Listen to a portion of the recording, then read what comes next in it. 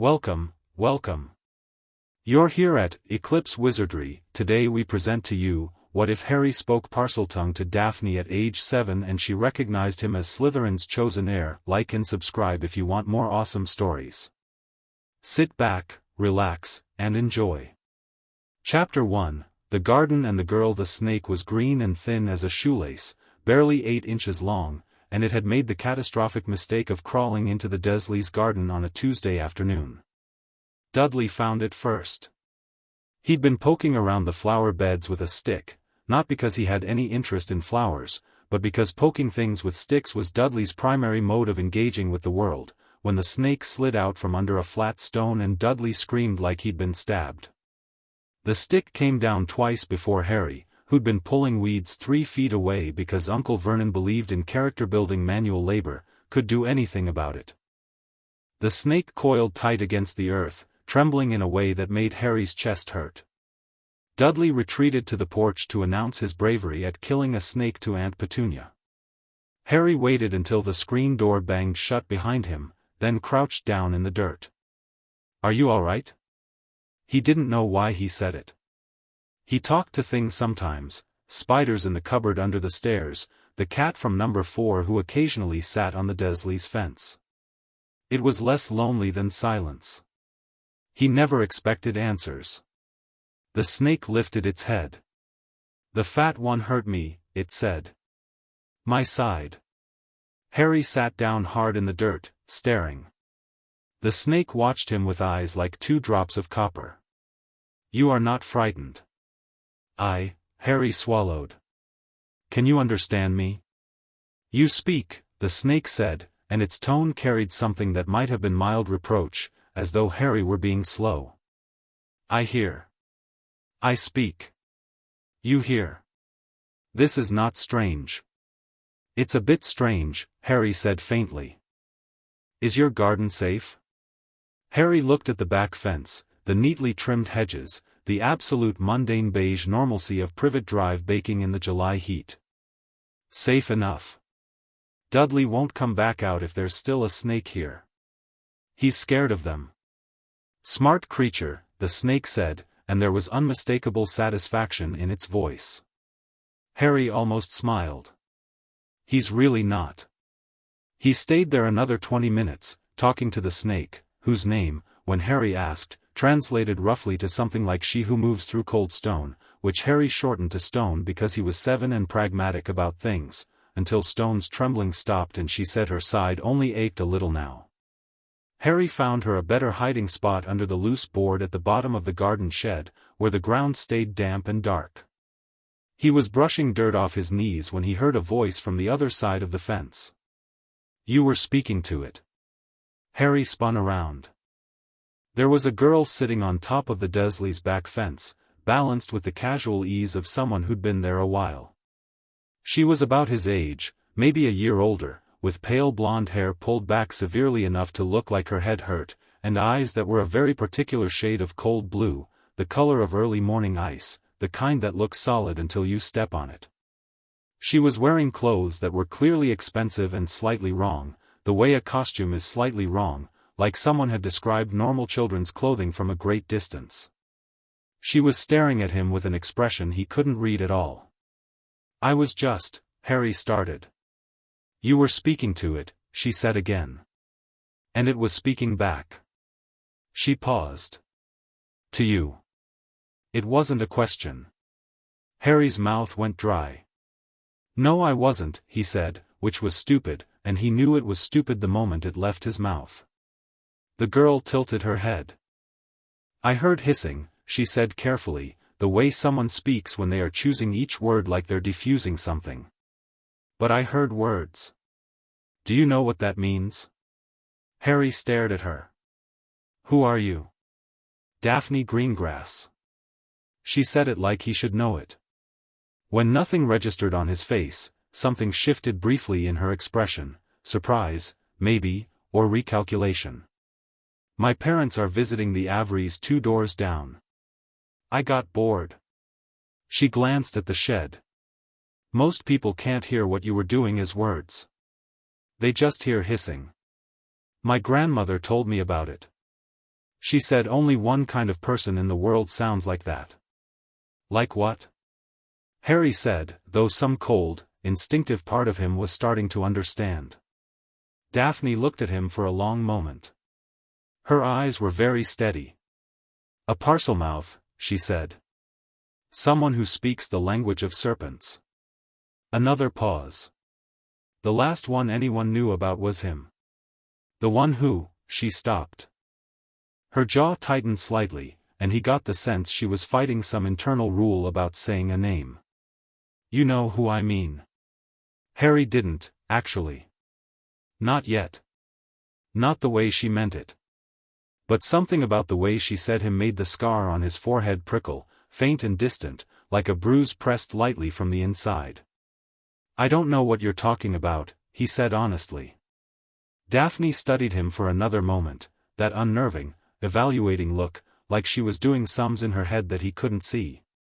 Then she dropped down off the fence into the garden, landing without a sound, and walked toward him with the kind of deliberate, unhurried step that Harry would later learn was just how she moved through the world, as though she had already decided where she was going and the ground was merely cooperating.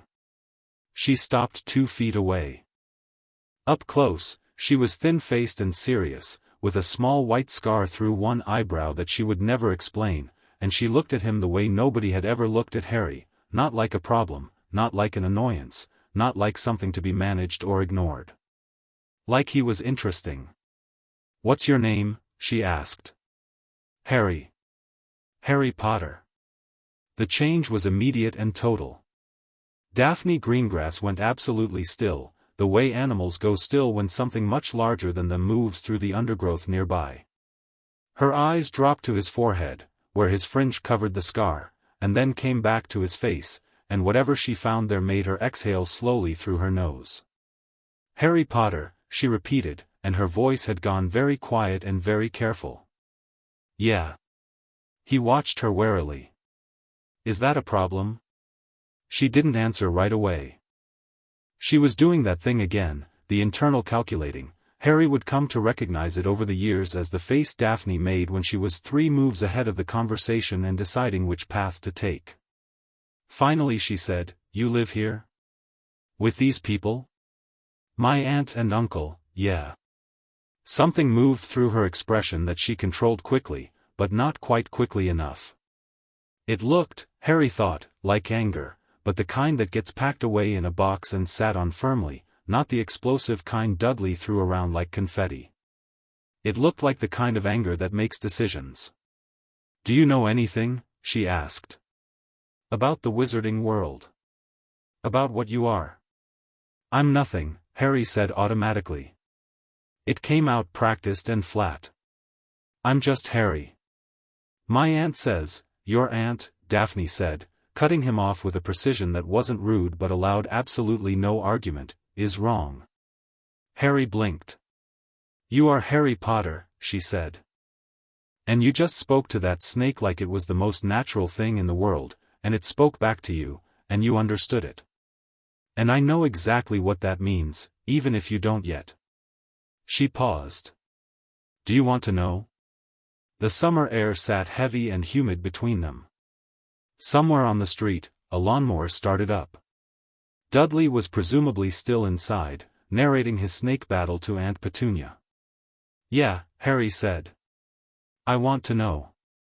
Daphne nodded once, like a decision had been made, not just her decision, though. Something larger. Something that, Harry would think later, felt like the very quiet click of a lock that had been waiting a long time to open. She sat down cross-legged in the grass without any apparent concern for her expensive clothes, which surprised him. He sat across from her, mirroring the position without thinking. Parseltongue, she began, is the language of serpents. It's older than most recorded magic. Most people, even in the wizarding world, can't speak it, can't hear it as language. They just hear hissing. To be born speaking it naturally, the way you clearly can, she glanced toward the shed, it means you carry the gift in your blood. She paused. In the old texts, there's only one family line it's been consistently tied to. One name. Which is Slytherin, she said. Salazar Slytherin. One of the 4 founders of Hogwarts, 1,000 years ago. He was the greatest Parselmouth who ever lived, and every Parselmouth since who's carried the gift naturally, not learned, not cursed, born with it, has been traceable back to his line. Harry absorbed this. The lawnmower droned. And the person you mentioned earlier. Him. Daphne's expression tightened. Voldemort, she said, barely above a whisper, and then something that might have been self-directed irritation crossed her face, at the whisper, at the reflex. His name is Voldemort. He was a Parselmouth. His mother was from the Gaunt family, who were the last known descendants of Slytherin before, she stopped. Before you. The before you landed with a weight Harry wasn't prepared for. I'm not related to Voldemort, he said flatly. No, Daphne agreed. I don't think you are. The bloodline can split and resurface. Slytherin's line was wide, it spread through centuries of unrecorded branches. Voldemort was one expression of it. You might be another. She looked at his forehead. Or you might be something else entirely. My grandmother said, she stopped, and Harry got the sense this was a careful edit, a personal detail being evaluated before being shared. She said that true Parseltongue, the kind that's gifted and not inherited through a single impure line, sounds different. Cleaner. Like water, she said, instead of like what? He pressed. Like something that wants, Daphne said, and she didn't elaborate, and Harry somehow understood that she meant Voldemort. They sat with that for a moment. So what does it mean? Harry asked. If it's true. If I really am, whatever this is. What does it mean? Daphne looked at him steadily. It means that you're not nothing, she said, and it was so direct and so plainly stated that Harry's throat tightened unexpectedly. It means that the people in that house have been lying to you, probably about everything. And it means, she paused, and the weight of whatever she was about to say was visible in the set of her shoulders. In certain traditions, in the old families who still follow the old ways, a natural Parselmouth who cannot be traced to Voldemort's line is considered something specific. They're called Slytherins chosen. The next heir. Not because of prophecy or politics, but because the magic chose. And the magic doesn't choose wrong. Harry stared at her. That's a lot, he said. Yes, she agreed. I'm 7. I know. I don't know anything about magic. I know that too. Something that was almost a smile touched the corner of her mouth, there and gone. That's why I'm going to tell you. It wasn't a generous offer, he understood instinctively. It wasn't charity. He looked at her, this strange, precise, ice-eyed girl sitting cross-legged in his aunt's garden like she owned the postcode, and understood that she was offering him something, yes, but she was also making an investment. She had decided something when she heard the hissing and understood it as language. She had looked at him and made a calculation and she believed in the result. Harry had never had anyone believe in anything about him before. Why? He asked. She considered the question with the gravity it deserved. Because I was raised on old stories, she said. And some of them turn out to be real. And I think, she stopped. Started again, more carefully. I think the people in power right now are there because nobody better has stood up yet. And I'd rather be standing next to the person who does when they get up. She met his eyes. If that makes sense. It sort of does, Harry said. Good. She looked over her shoulder toward the fence. I have to go back before my mother notices I'm gone. She'll panic. She stood, brushing grass off her skirt with brisk, efficient movements. But I want to write to you. Would that be? My aunt doesn't like unusual post, Harry said quickly. Daphne's expression said clearly that she had expected exactly this obstacle and had already solved it. I'll send letters through a Muggle postal box. Is there one near here? There was one at the end of Wisteria Walk, 3 streets over. Harry gave her the address. She repeated it back precisely. "I'll write within the week," she said. "Don't tell anyone. Not the people in that house, and not anyone who comes asking about you, if anyone does." She held his gaze. "Can you do that?" "Yeah," Harry said. "I'm good at not telling people things." Something in her expression shifted, not pity, nothing as soft as that, but a kind of acknowledgement, the way one person recognizes a specific kind of experience in another. "I'll bet you are," she said quietly. She went over the fence in one fluid movement, and he heard her footsteps on the other side, quick and purposeful, heading toward the street. Harry sat in the garden for a long time after. The sun moved. The lawnmower cut off. Stone rustled somewhere under the shed boards. "She is interesting," Stone offered. "Yeah," Harry agreed. "She really is." The letter came 9 days later, which told Harry 2 things: Daphne was serious, and she was careful enough not to rush. It arrived in an ordinary Muggle envelope, addressed in a handwriting that was formal and controlled. She'd been taught calligraphy, he realized later, all the letters precise and slightly severe. The return address was a solicitor's office in London that he suspected was either magical or fictional. Inside were 3 sheets of paper covered in that same controlled hand, and it began without preamble: "Harry, I've been thinking about what to tell you first, and I've decided that the most important thing isn't the history or the politics or the theory. The most important thing is that you understand what Parseltongue actually is, because most of what people in the wizarding world believe about it is wrong, and you need to know the difference between what is true and what is convenient for other people to believe. The truth, Parseltongue is not dark magic. It is not inherently connected to evil, or to Voldemort, or to anything that should make you feel ashamed of it. It is a language. It is a gift. It is also, because of recent history, deeply feared and misunderstood. This will be used against you. I want you to understand that before people start trying to use it, so you can recognize the attempt. More truth, people will try to define you before you define yourself.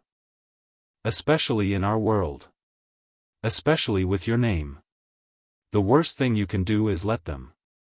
Now. History. Salazar Slytherin was 3 pages. She had written him 3 pages of carefully organized, clear, intelligent information, not a lecture, not a recitation, but something that read like a conversation with someone who expected him to push back and argue and ask questions. She had written in the margins in smaller script, annotations to her own points, little arguments she was apparently having with herself about how to explain things, some crossed out and replaced. At the bottom of the last page, write back with questions. I mean that. Don't just read it and say nothing. I wrote this expecting a response, not a receipt. Harry read it 3 times. Then he borrowed a pen from a kitchen drawer, very carefully, and spent 2 hours composing a response on the back of a brown paper bag because he didn't want to ask Aunt Petunia for paper and explain why he needed it. He had questions. He had a lot of questions, about Hogwarts, about Slytherin specifically, about the Heir thing, about whether it came with specific abilities beyond Parseltongue, about whether the snake could understand magical snakes differently than ordinary ones. He also wrote, "You said Voldemort was a Parselmouth. But he's gone. Why would the chosen heir need to appear now? What's the magic responding to?" It was, he would realize years later, a remarkably good question for a 7-year-old sitting on the floor of a cupboard under the stairs. Daphne's reply took 4 days. It was 5 pages. The answer to his last question was underlined twice, because gone is not the same as finished, and the magic is older than both of us and apparently better informed. That is the honest answer. I don't have a better one. The summer became a rhythm. Letters, every 10 days or so. Sometimes shorter, just a page, a question, a snippet of something she'd read. Sometimes long enough that he had to read them in sections, hiding under the covers with a torch because Dudley had, on 2 separate occasions, tried to intercept the post just to see what Harry was getting. Harry learned. He learned about the 4 founders, and about the way Slytherin's departure from Hogwarts had been recorded versus what the older texts suggested actually happened. He learned that Parseltongue had been used historically as a diagnostic tool by healers who specialized in magical creatures, a fact that he found both fascinating and completely at odds with how it was currently perceived. He learned about Voldemort, carefully, incrementally, with Daphne's obvious awareness that she was giving a 7-year-old information about the most terrifying figure of the previous generation, and her apparent decision that it was better he hear it from her than stumble into it unprepared. He learned that his parents had been good people, and important ones, and that they had died specifically to protect him, and that the protection they'd left him had driven Voldemort from his body, not killed him, just driven him out, left him something less than a ghost, and that the wizarding world had celebrated this with the kind of manic, collective relief that tends to slide quickly into denial about whether the thing you're celebrating the end of is actually ended. He learned that Dumbledore had placed him with the Dursleys, and why, and he sat with that information for a week before writing back with, he knew what they were like. He had to have known. Is that something he chose because it was right, or because it was useful? Daphne's reply on that one was, I think, for Dumbledore, those might sometimes be the same thing. My father says he is a good man who occasionally forgets to check whether he is being a good man right now. Harry kept every letter in a tin he'd found behind a loose board in the cupboard, a biscuit tin with a faded Union Jack on the lid. He kept the tin behind the pipes where even Aunt Petunia's occasional hostile inspections wouldn't find it. He also kept talking to Stone, who had taken up permanent residence under the shed. Stone was a more direct source of information than she might appear. She had been living in the neighborhood for 3 years and had a snake's comprehensive awareness of territory and movement. She told him things, which neighbors were kind, which were watching the Dursleys' house in ways that felt purposeful, whether Vernon was in a bad enough mood before Harry went inside that Harry should find a reason to be late. That last one, specifically, turned out to matter quite a lot. There was a man in a purple cloak who walked past number 4 every other Wednesday. Stone had noticed him before Harry did. He moved slowly, always on the same side of the street, always pausing at the same point opposite the house and standing very still for exactly a minute or so before moving on. Harry described this to Daphne in a letter, without comment. Her reply was, that is almost certainly a monitoring visit. Someone, likely Dumbledore's people, is checking that you're alive and healthy. Do not be alarmed by this. Also, the fact that you noticed him before he knew you'd noticed him? Keep that. That's important. Harry wasn't alarmed. He was, if anything, annoyed. There was something deeply irritating about the idea that someone knew exactly where he was and how he was living and considered walking past once a fortnight sufficient. He was 8 by then. The anger was clean and sharp and he didn't throw it around. He just filed it away with the growing collection of things he was going to understand better when he understood more. The summer before Hogwarts, Harry got his letter on a Tuesday. He'd been expecting it. Daphne had warned him about the letter, about Diagon Alley, about everything that would follow, but holding the thick parchment in his hands with the green ink and the Hogwarts seal still hit differently than he'd anticipated. It was real in a way that knowledge alone hadn't made it real. He sat with it in the kitchen while the Dursleys pretended it didn't exist, and he felt the specific, crystalline clarity of a life about to change. Aunt Petunia's face had done something complicated when she saw the seal. A whole history in her eyes, old grief and older resentment and something that might have been a cousin of fear. Harry watched her and understood, for perhaps the first time, that her cruelty was not random.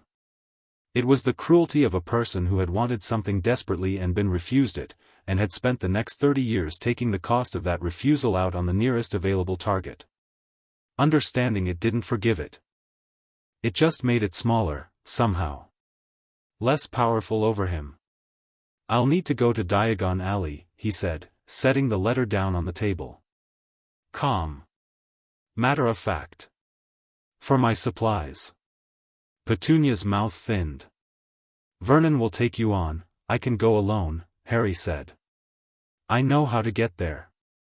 He did.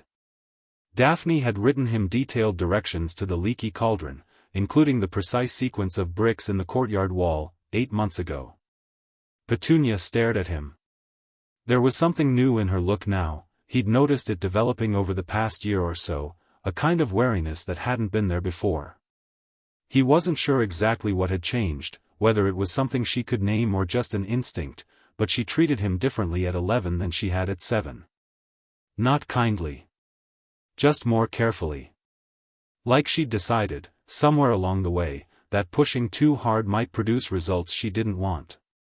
He figured he'd probably had something to do with that. There'd been incidents.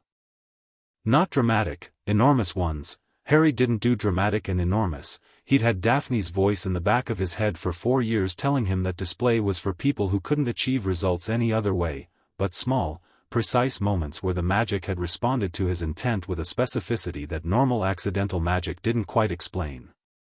A glass of water moving itself 2 inches across a counter, right into his hand, when he'd been reaching for it on a bad day. A door that wouldn't open for Vernon for a full 20 minutes after Vernon had locked Harry in the cupboard, which Harry hadn't done consciously but hadn't particularly regretted either. Magic, he'd concluded, listened to him. Not randomly, not explosively, it listened, the way stone listened, the way Daphne's letters responded to what he actually needed rather than what he literally asked. He didn't know if that was normal. He suspected it wasn't. He went to Diagon Alley alone on a Thursday, taking the bus to London with the money he'd been carefully accumulating from small jobs and the occasional inexplicable find. He didn't need the Dursleys for this. He'd decided that months ago. The leaky cauldron smelled like old wood and something that sparked the back of his throat and made his magic sit up, alert. The barman, Tom, old and hunched, moving between tables like a man who'd been navigating the same room for 50 years, stopped dead when Harry walked in, stared at his forehead with the same expression Daphne had worn in the garden 4 years ago, and then said, "Mr. Potter," in a voice that carried across the room. Harry had expected this too, thanks to Daphne. He just nodded, said, "Hello," and asked for directions to the courtyard, and if the entire room was staring at him with an intensity that most people would find overwhelming, he simply didn't seem to find it overwhelming, which appeared to confuse them. The courtyard. The bricks. The wall opening like a hand uncurling. Diagon Alley hit him like a fist, the noise, the color, the smell of a dozen different things both magical and commercial, the density of it, the realness of it. He stood at the entrance for 3 seconds, processing. Then he walked in. He got his money from Gringotts first. The goblins were exactly as Daphne had described them, sharp-faced and formal and disinclined toward sentiment, which Harry respected. He didn't gasp at the vault. He looked at the gold with the eye of someone who had been thinking about resources and strategy for long enough that the number was more relevant than the spectacle. He had Daphne's list of recommended additional reading, beyond the required school books, a considered selection of texts she'd assembled over 3 years based on what she thought he specifically needed. He found most of them at Flourish and Blotts. He got his wand at Ollivander's, where the experience was exactly as strange as advertised. The Hollyann Phoenix Feather wand found him with a warmth that felt, oddly, like being recognized. Curious, Ollivander said, the same way Daphne had said interesting 4 years ago in the garden, and Harry looked at the old wandmaker with the same steady expression he'd turned on the girl at the fence. "I know," he said. He wrote to Daphne that evening with a brief summary.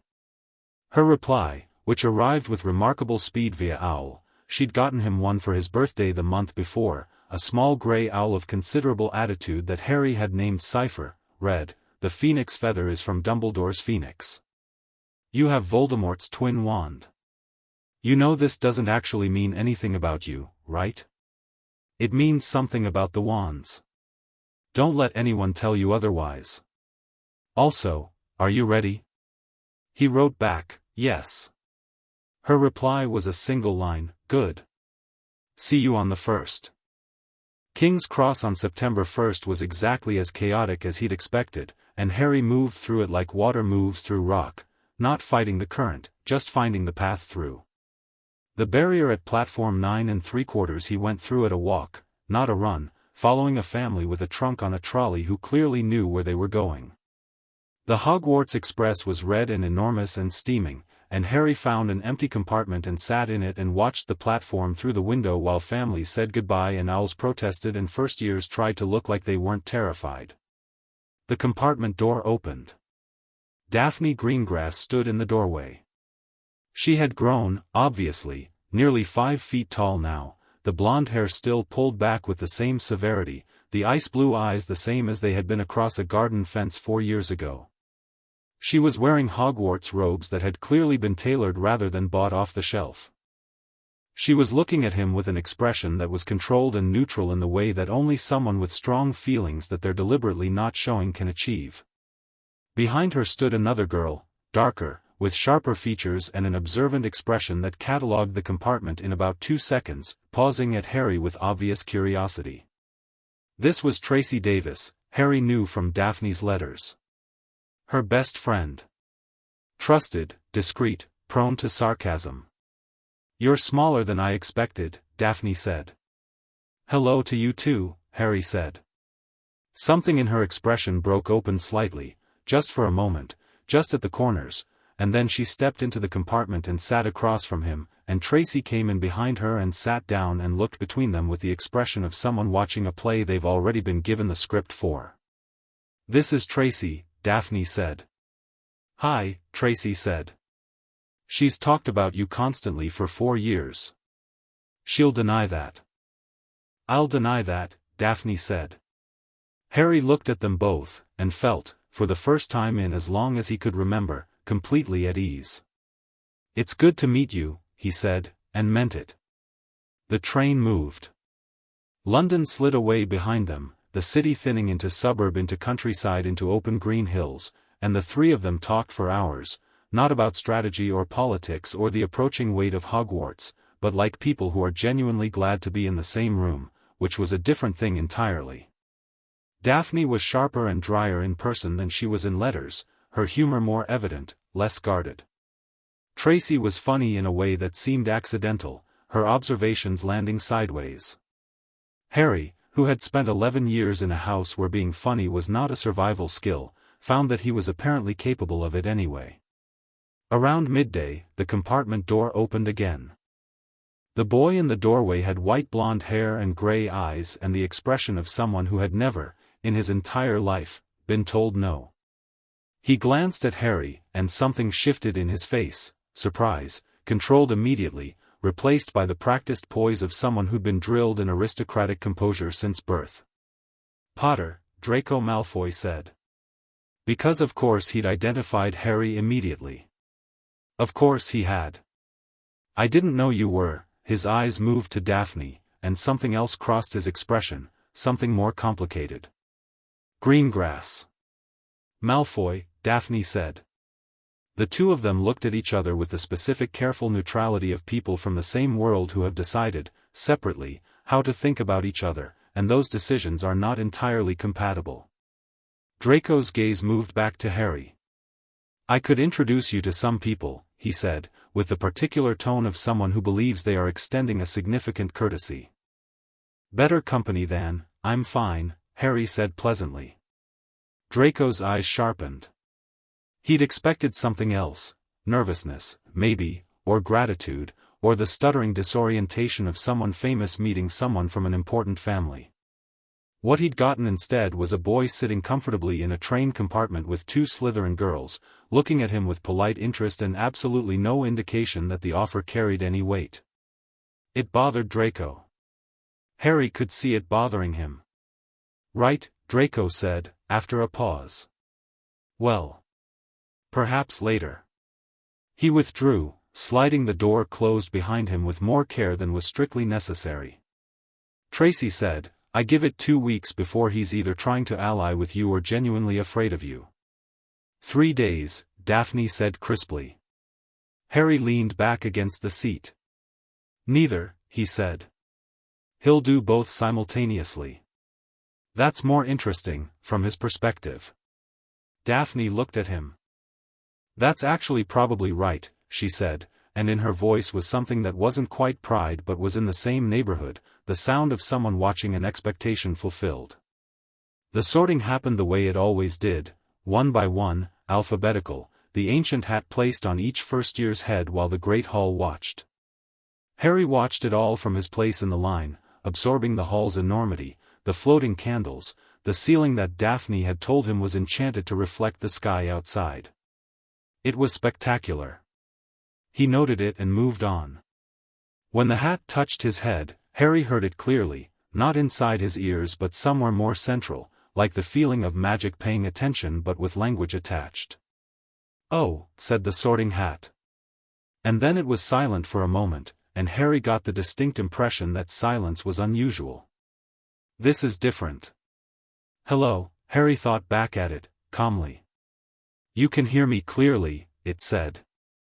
Most children hear something like a whisper. Where should I go?" The hat turned that over. "Your mind is not what I expected. The whole story of you is not what anyone expects, is it? There's courage here, certainly. And loyalty. And a ruthlessness that isn't cruelty, you use it surgically." A pause. "And this, the old magic, I haven't felt this in a very long time." "Not since, I know what you're about to say," Harry thought. "And I'm not him." "No," the hat agreed. "You're not. You're considerably more interesting.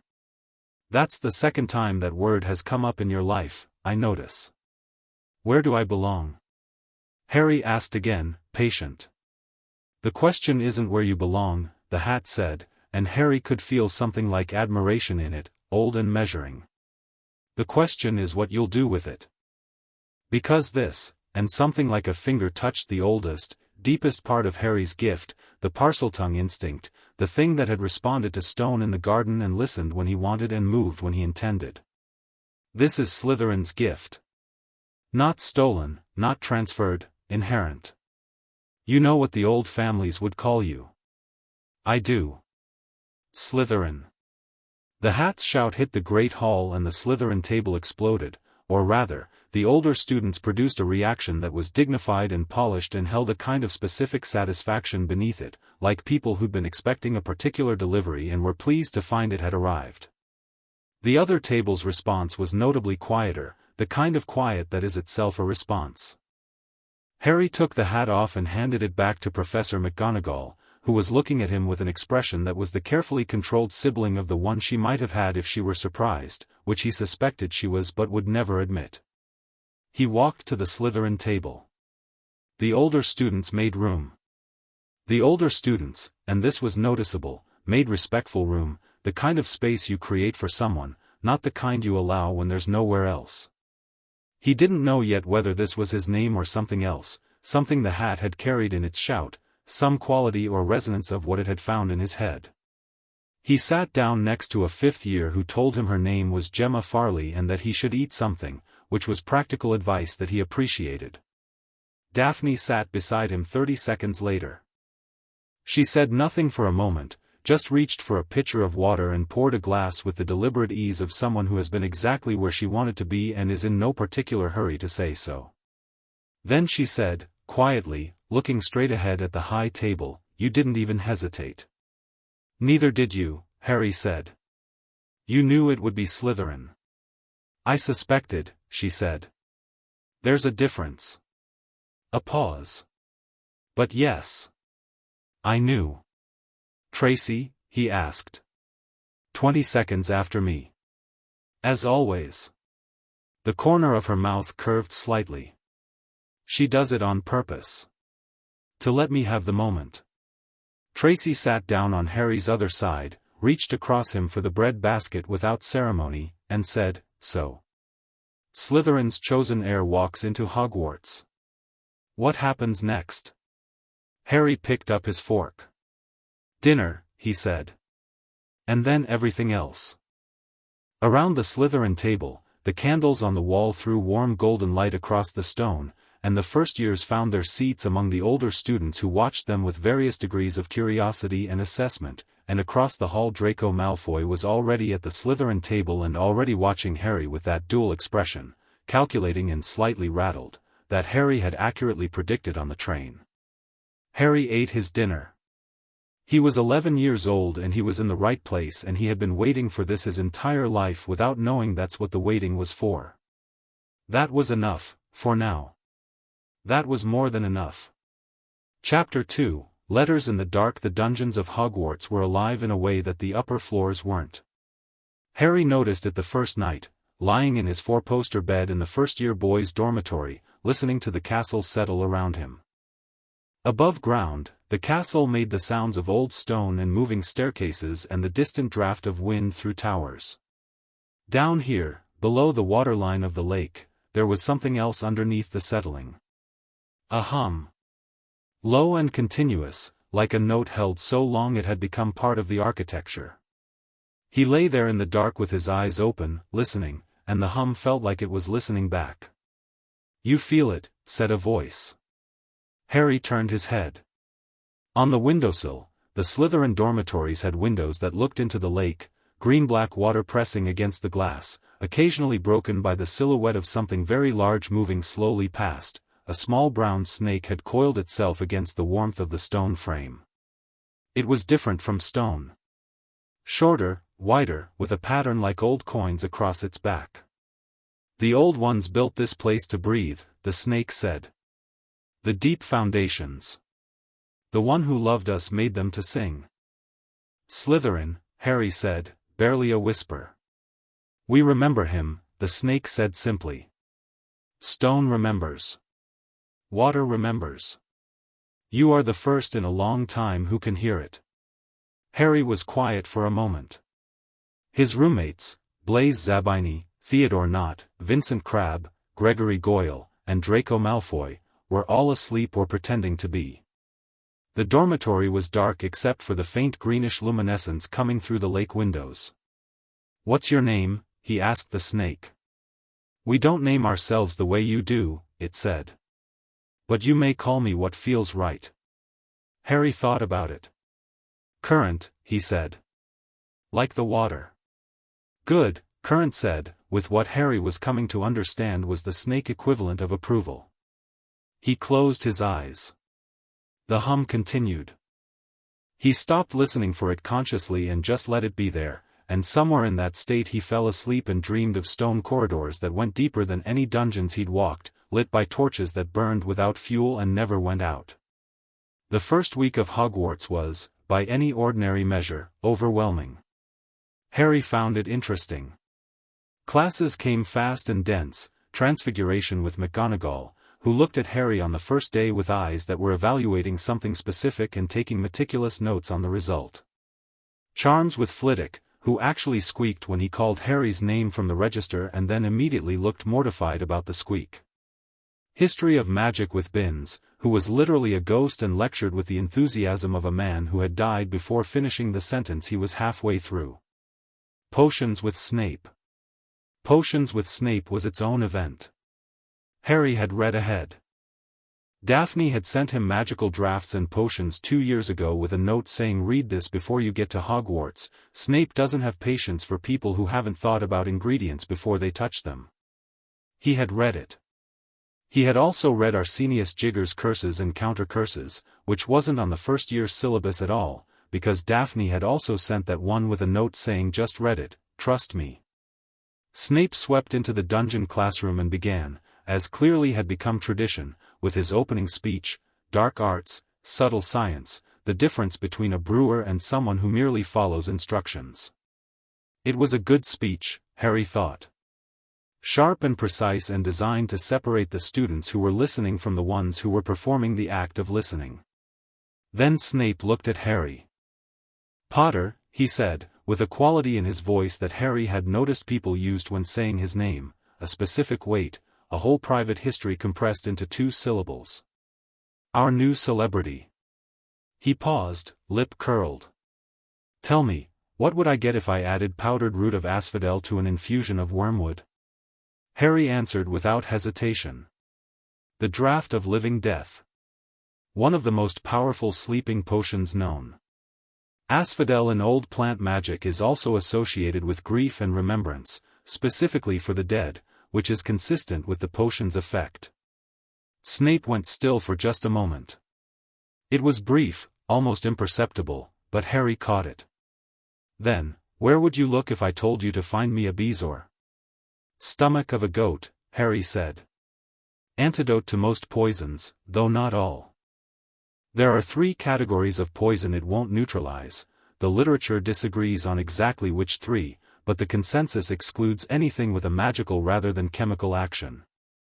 Silence in the classroom. Blaise Zabini, who was sitting one table over, was watching Harry with an expression of quiet recalibration. Snape's eyes were unreadable. What is the difference, he said, with a new precision in his voice, between monkshood and wolfsbane?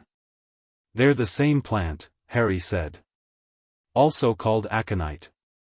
Though there's an argument in the herbological literature that the naming reflects a distinction in harvesting time and therefore potency, winter-harvested root is called wolfsbane in older texts because the concentration of the active compound is higher in the dormant season. Snape looked at him for a very long moment. Adequate, he said, and moved on. Across the classroom, Hermione Granger's hand, which had been raised with increasing desperation since the first question, slowly lowered. She turned to look at Harry with an expression caught between impressed and unsettled, which was, he would discover, her default expression for most of that year. After class, Snape said, "Potter." A word. The other students filed out. Harry waited at his table while Snape moved through the classroom with the deliberate pace of a man deciding something. "You read ahead," Snape said finally, his back to Harry, reorganizing ingredients with unnecessary attention. "I read everything I could get," Harry said. "The observation about wolfsbane was not in your textbook." "No. It was in Borrage's Advanced Potion Making, Chapter 7. It's a contested point. Borrage cites 3 sources, 2 of which are at least partially discredited, but the underlying logic seemed sound." Snape turned. His expression was entirely closed, which was itself a kind of information. "Where did you obtain a 7th-year text before beginning your first year?" "A friend recommended it." "Which friend?" Harry held Snape's gaze. "A well-read one," he said. Another pause, longer this time. Harry didn't fidget. He'd learned, from years of navigating the Dursleys, that stillness was its own form of power. People who were waiting to be reacted to were destabilized by someone who simply waited back. "Don't become complacent," Snape said eventually. "Reading ahead and understanding what you've read are not the same thing." "I'll know the difference." "Of course," Harry said, and picked up his bag and left. Outside in the corridor, Daphne fell into step beside him without any appearance of having waited. "How was it?" "Educational," Harry said. He tried the opening question routine. Asphodel and wormwood. Then bezoar. Then wolfsbane. "And you answered all 3. "Obviously." He glanced at her. "He asked about my source. I said a well-read friend." Something that was almost a smile. "How diplomatic of you." "I'm capable of diplomacy when it's interesting," Harry said.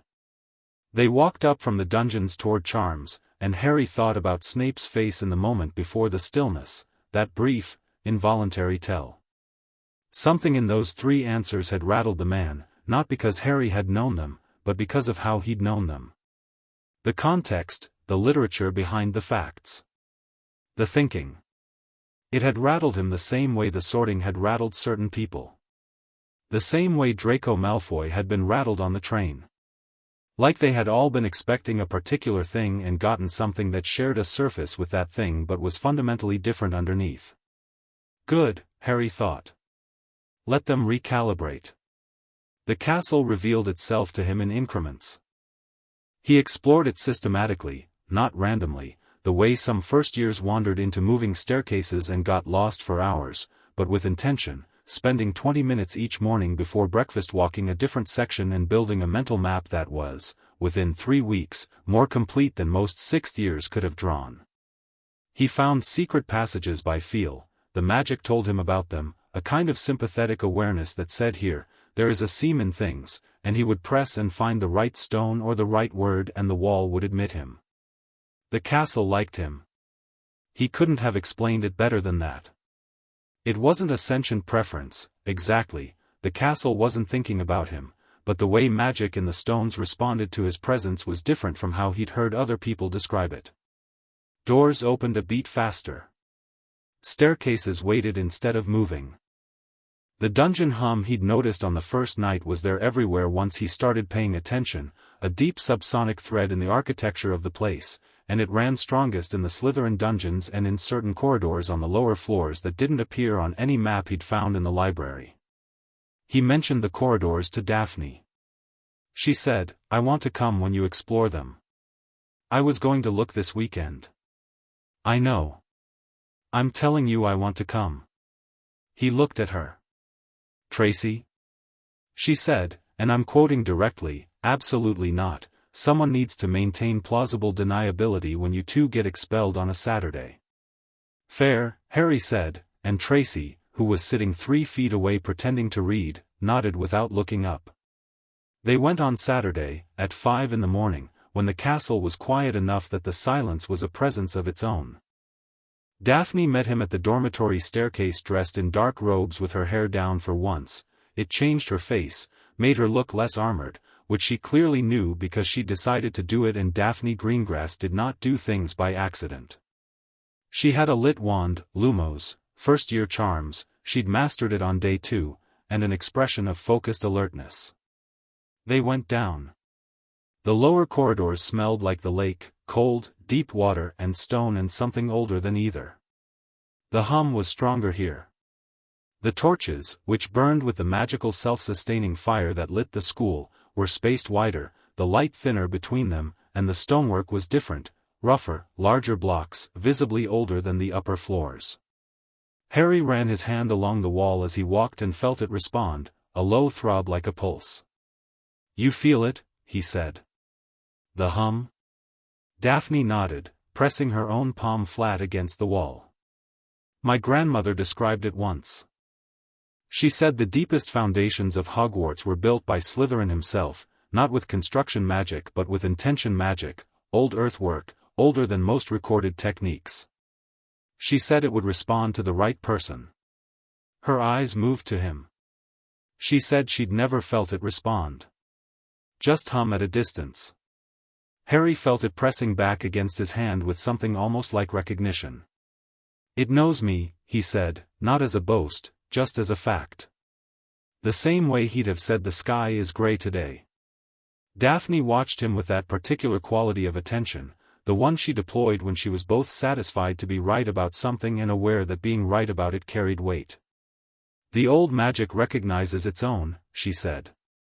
"That's not mysticism, it's just how ancestral enchantments work. They're keyed to bloodlines and intent. You have both." "I'm not Slytherin's direct descendant," Harry said. They'd talked about this in letters, several times. "I probably share the branch, but it's distant. Centuries." "The magic doesn't measure distance," Daphne said. "It measures quality. Whatever you carry, it's the same root." She paused, hands still on the wall. "And right now it's very much saying hello." The corridor turned, and Harry followed the hum, and Daphne followed Harry, and they went deeper into the bowels of the castle until they found a dead end, a blank stone wall, perfectly flat, no seam, no visible trigger. Harry stood in front of it. He thought about what Current had said. "The one who loved us made them to sing." He thought about the letters, about old magic and intention. He thought about the way the Sorting Hat had touched the deep part of the gift and said oh. He pressed his hand flat on the wall and said, in Parseltongue, "Open." The wall didn't creak or groan or make any of the theatrical noises that the Chamber of Secrets would later produce when he opened it. It simply became transparent, and then wasn't there, and beyond it was a room, small, roughly square, with a single stone bench along one wall and, carved into the opposite wall at roughly eye level, a serpent. Not stylized or decorative.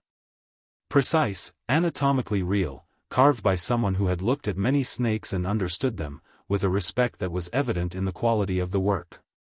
Underneath the carving, a single line of Parseltongue script. Harry looked at it, and it made sense to him the way written language makes sense to its native speaker, not translated, just understood. What you are is not what they will call you. Answer to yourself first. Daphne was looking at the carving over his shoulder. Can you read it? Yes, Harry said. What does it say?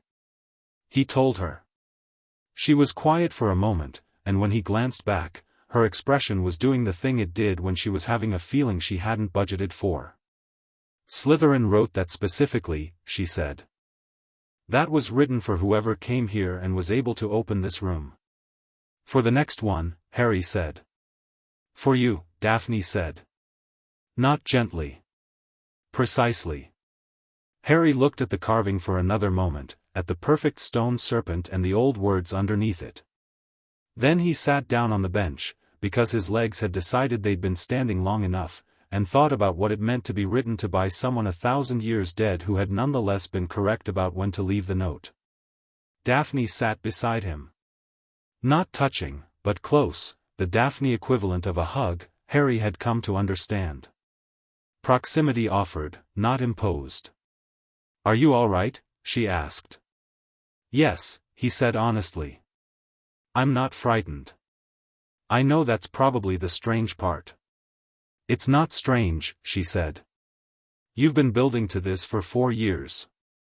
I've been building to this for 4 years. She paused. It's just, big. Yeah, Harry agreed. It's big.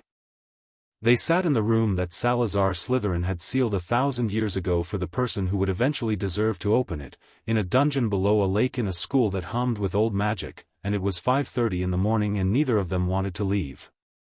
The rest of October moved fast. Classes sharpened. Harry was good at most things and very good at a few specific things, transfiguration. McGonagall watched him with the expression of a craftsperson recognizing quality materials. Charms. Flitwick stopped squeaking when Harry's name was called and replaced it with a specific attentive quiet that said he'd updated his expectations, and defense against the dark arts, where Quirrell taught with a stutter and a turban and an eye-contact avoidance that Harry noted and catalogued without comment. He was in defense on a Tuesday afternoon when it happened for the first time. Quirrell was demonstrating a simple Expelliarmus, which was not on the first-year syllabus and which Harry had already practiced in the common room. Harry was watching the demonstration with half his attention, the other half idly mapping the classroom structural features out of habit, when he felt something. It was like the dungeon hum, but wrong. Discordant. The same frequency of old magic but inverted, not resonant but grating, like a violin string pressed against rather than across the bow. It was coming from Quirrell. Specifically from behind Quirrell, from somewhere underneath the turban, and it pulsed when Quirrell turned toward Harry and diminished when he turned away. Harry kept his face neutral. After class, he described it to Daphne in precise sensory terms, the frequency, the direction, the response to Quirrell's orientation. Daphne listened without interrupting, which meant she was taking it seriously. Then she said, "You're describing a dark artifact." "Too organic," Harry said. "It felt like something alive. Something compressed." Daphne's expression went very still in the particular way that meant she'd reached a conclusion and was deciding how to present it. "Say it," Harry said. "Quirrell goes to Eastern Europe every summer," she said slowly. "It's in the staff records. Slytherin prefects have access to general staff information. It's an old arrangement. He started going 2 years ago. He came back different. The stutter appeared, he stopped meeting students' eyes." She paused. "Harry. If Voldemort didn't die, if he's less than a ghost but still present, and if he's powerful enough to attach himself to a person, he's here," Harry said. "He's in the school." "That's what I'm afraid of," Daphne said, with the calm of someone who is afraid but is not going to let that fear make decisions for her. Harry thought about the grating sensation. About the way it had pushed toward him and then recoiled, like two poles of a magnet in wrong alignment. About the scar on his forehead that had prickled in the garden when Daphne said him for the first time. He knows I'm here too, Harry said. He can feel me. Whatever connection the wand has, whatever the scar does, it goes both ways. Which means you have information about him that he'd very much like to take back, Daphne said. And he has information about me that I'd like to understand, Harry replied. She looked at him for a moment. Most people's response to Voldemort is currently living inside my defense professor would not be interesting opportunity. I'm not most people, Harry said. You've known that since I was 7. I know, she said. I'm just occasionally reminded of the full scope of it. November brought Quidditch and cold, and both arrived with aggressive enthusiasm. Harry had made the Slytherin Quidditch team in the 3rd week of term under circumstances that Flint, the Slytherin captain, would later describe to his housemates as weird and Harry would describe to Daphne as straightforward. He'd wandered past a practice session, watched for 10 minutes, borrowed someone's broom, and flown, not with the frantic excitement of someone discovering flight for the first time, but with an ease that suggested the broom had been waiting specifically for him. Flint had stared, then offered him the seeker position without appearing to have made a fully conscious decision to do so. Harry had accepted without mentioning that the feeling of flying was, in fact, the best thing he'd ever experienced, better even than finding the room below, better than the first time a letter from Daphne had arrived with that London postmark and he'd known she was real and the things she was telling him were real. Flying was the only purely joyful thing, uncomplicated by significance, and he wasn't about to give anyone that information to use against him. On a Wednesday evening, Harry was at the library. He was at the library most evenings, working through the list Daphne had built for him over 4 years and supplementing it aggressively with whatever the restricted section would give up, which was quite a lot once you knew how to ask it nicely, when Hermione Granger sat down across the table from him. He looked up. Hermione had spent the first month of term watching Harry with the expression of a dedicated scholar who has encountered a peer for the first time and is not entirely sure whether to be pleased or challenged. They'd exchanged approximately 40 words in total outside of class, brief, functional, mutually respectful. You knew about the draft of Living Death, she said, without preamble, setting her books down with the practiced efficiency of someone who spends most of her life at tables exactly like this one. First day. Borgia's 7th-year text. Yes, Harry said. I read that over the summer, she said. Chapter 7. The Wolfsbane Argument. What did you think of it? She blinked, as though she'd expected resistance rather than engagement.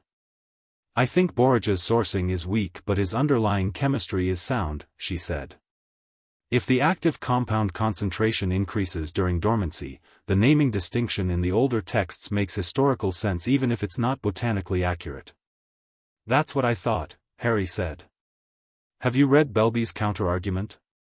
He published a paper in Potions Monthly arguing that the concentration difference is too small to affect efficacy in most preparations. Hermione stared at him. Belby's paper is in a 1987 journal. How did you? The library has back issues, Harry said, nodding toward the periodicals section.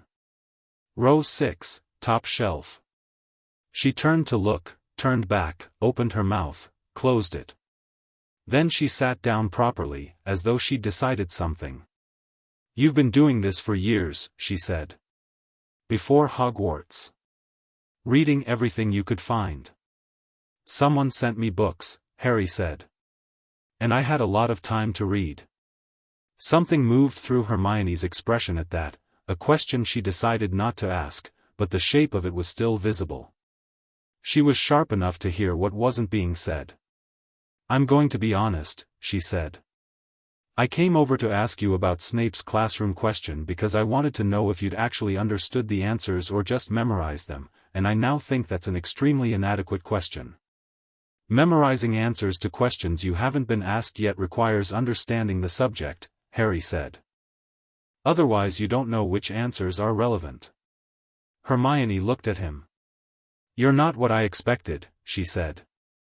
Nobody is, Harry said, and went back to his book, and Hermione opened her own books and they sat at the same table in companionable silence for another hour, which was, Harry would reflect later, the most natural beginning to a friendship he'd ever had, including the one that had started with a girl on a garden fence. December arrived with the particular ferocity of a Scottish winter, and with it, the discovery of the Mirror of Heir. Harry found it on a late-night exploration in early December. He'd been following a thread of old magic awareness through the upper floors, curious about a specific resonance he'd noticed near the third-floor corridor that everyone had been told was off-limits. He hadn't gone to the corridor specifically. Daphne had correctly pointed out that the off-limits corridor was exactly where Fluffy the three-headed dog was, and that what Fluffy was guarding was almost certainly related to whatever Quirrell was at the school for, and that walking into that situation without more information was the kind of spectacular tactical error that got talented people killed. Harry agreed. He wasn't going near the corridor. He was just walking the same general floor. The mirror was in an empty classroom, pushed against the wall, covered in dust that was old enough to have formed its own secondary layer of dust on top of it. He wiped a section of the glass with his sleeve and looked at it. He saw his parents. Not as photographs or portraits. He'd seen photographs, he had one now, had written to Daphne about it in a letter that was 3 lines long and stopped abruptly mid-sentence and then resumed on a new line about something completely unrelated, and Daphne had replied without ever referencing the break because she understood what it meant. He'd seen the photographs. This was different. His mother had green eyes, his eyes, and she was looking at him like someone who has been waiting a specific long time and is not going to make it weird by making it obvious. His father had messy dark hair and the wiry build that Harry suspected he himself was growing toward, and he was standing with the ease of someone who was simply there, not performing fatherhood, just being a person who happened to be his father. They didn't move. The mirror showed them like a held breath. Harry looked at it for a long moment. Then he took his hand off the frame and stepped back. He thought about the inscription at the top, Erist stra eru oit ube kafru oit on wosi, which reversed and rearranged into I show not your face but your heart's desire. He knew what the mirror was. Daphne had mentioned it in a third-year letter, something her grandmother had described as one of the most dangerous objects in wizarding Britain, not because of what it showed but because of what it did to people who kept looking. He stood there for another minute, feeling the weight of the wand in his chest, the specific shape of an absence he'd had for so long he'd learned to live around it the way you learn to walk with a healed injury, carrying the adjustment without noticing it anymore. Then he left. He told Daphne the next morning, over breakfast, in very few words. She listened in the way she listened to the things that mattered most, completely still, all her attention gathered and given. "Are you all right?" she asked, when he'd finished. "Yes," he said. "I didn't go back." She nodded slowly. "The want is still there," he said, because she would know he was lying if he implied otherwise. "I don't think it goes anywhere. I just don't intend to let it run my decisions." Daphne looked at him for a moment with that particular quality of expression that she usually had covered, the one that said she cared about him with a fierceness she'd decided, somewhere along the line, to mostly keep quiet. "Your decisions are your own," she said. "That's more than most people manage." "Including the people standing in front of mirrors," Harry agreed. "Especially them," she said, and reached for the toast, and they ate breakfast while the Great Hall moved and hummed around them. Christmas at Hogwarts was quiet in the way that spaces are quiet when most of the people have left them, not empty, just changed, the usual noise replaced by something more thoughtful. Harry stayed. He'd written to Aunt Petunia informing her he wouldn't be returning for the holidays and received a reply so rapidly relieved in its agreement that it told him exactly what he'd expected about how his absence was experienced at number 4. Daphne had gone home, she had to, her parents expected it, and she'd written him a 6-page letter beforehand covering everything she expected to learn from the Christmas gathering of wizarding families that she planned to observe with the careful attention of someone building intelligence about terrain. The letter she sent on Christmas morning was 3 pages of family dynamics, political positioning, and 1 paragraph at the very end that said, "My father mentioned your name at dinner. He said he'd heard rumors, the sorting, your performance in classes, a few things that seem to have circulated through the older families. He looked thoughtful in the way he looks when he's updating his estimates of something. I think he's working out what you mean for us. I haven't told him anything. That's yours to tell, when and if you choose. Harry read it twice, then wrote back, "Thank you for that. Also, Happy Christmas." Her reply arrived the next day. "The wrapping paper in this house is charmed to make music when you open it. I am going insane. Happy Christmas. Don't do anything irreversible while I'm gone." He wrote back, "Define irreversible." She didn't respond to that one, which he decided to interpret as trust. On Christmas Day, Harry received, besides Daphne's letter, an invisibility cloak wrapped in brown paper with no note.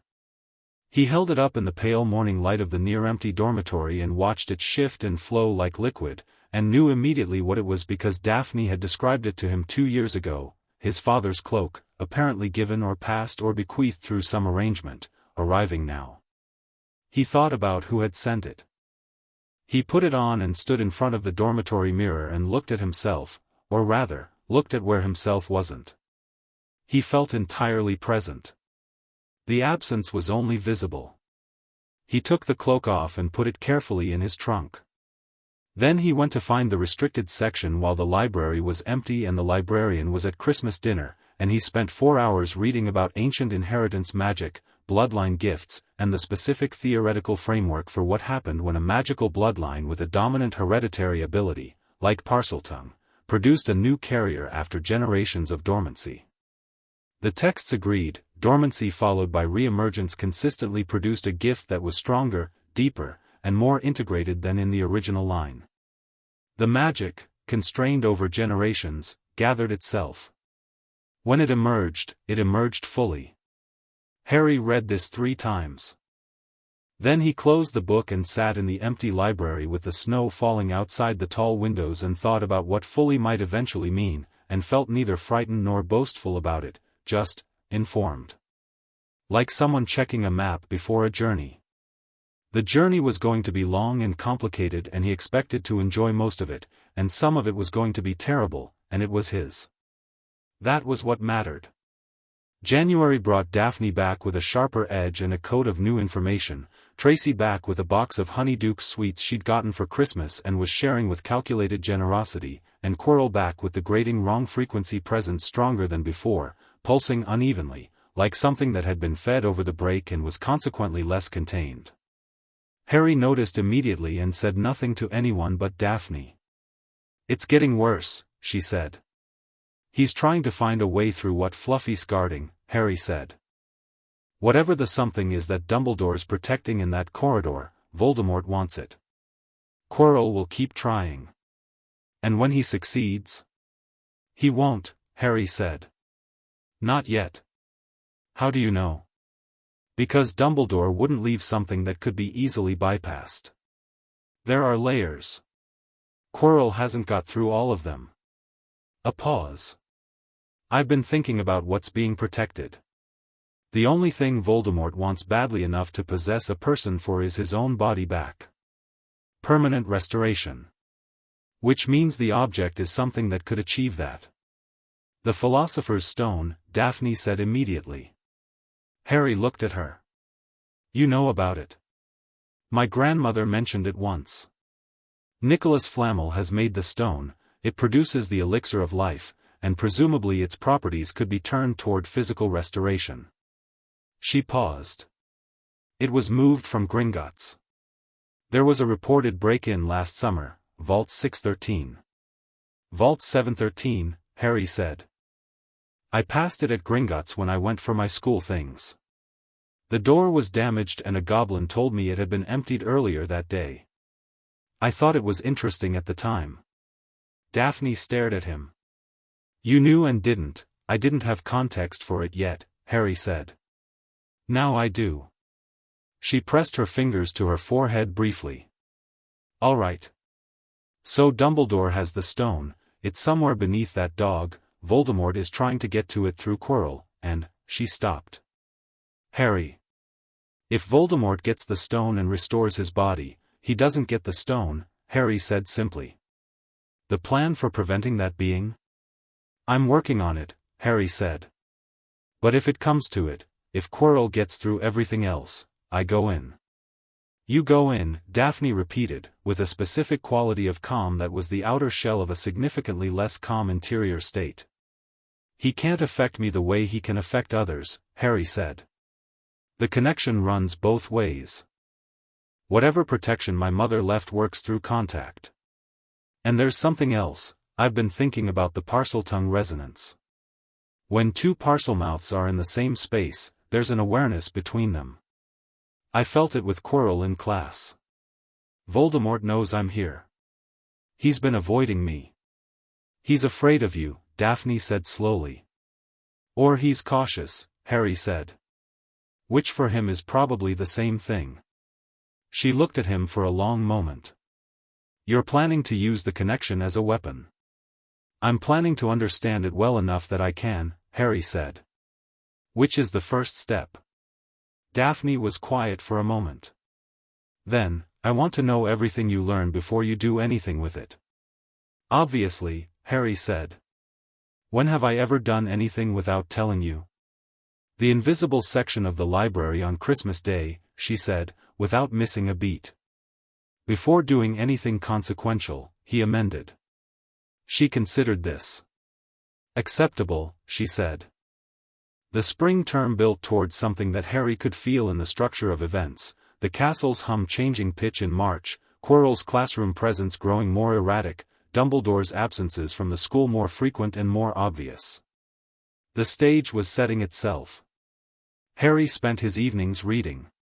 He learned about Horcruxes, found the reference in a restricted section text so heavily obscured with redaction spells that most students wouldn't have known there was text beneath the black marks, but Harry's awareness of the castle's magic made the redactions feel thin, like paper over windows, and he could perceive the shape of what was underneath without being able to read it precisely. Enough to understand the concept. Enough to understand what made Voldemort's survival possible. He sat with that knowledge for a week before telling Daphne. When he told her, she went white. He split his soul, she said. Multiple times, Harry said. He's not fully present anywhere. That's why driving him out doesn't finish it. That's why the whole "boy who lived defeated him" narrative is wrong. I didn't defeat him, my mother's sacrifice destabilized him, and he left.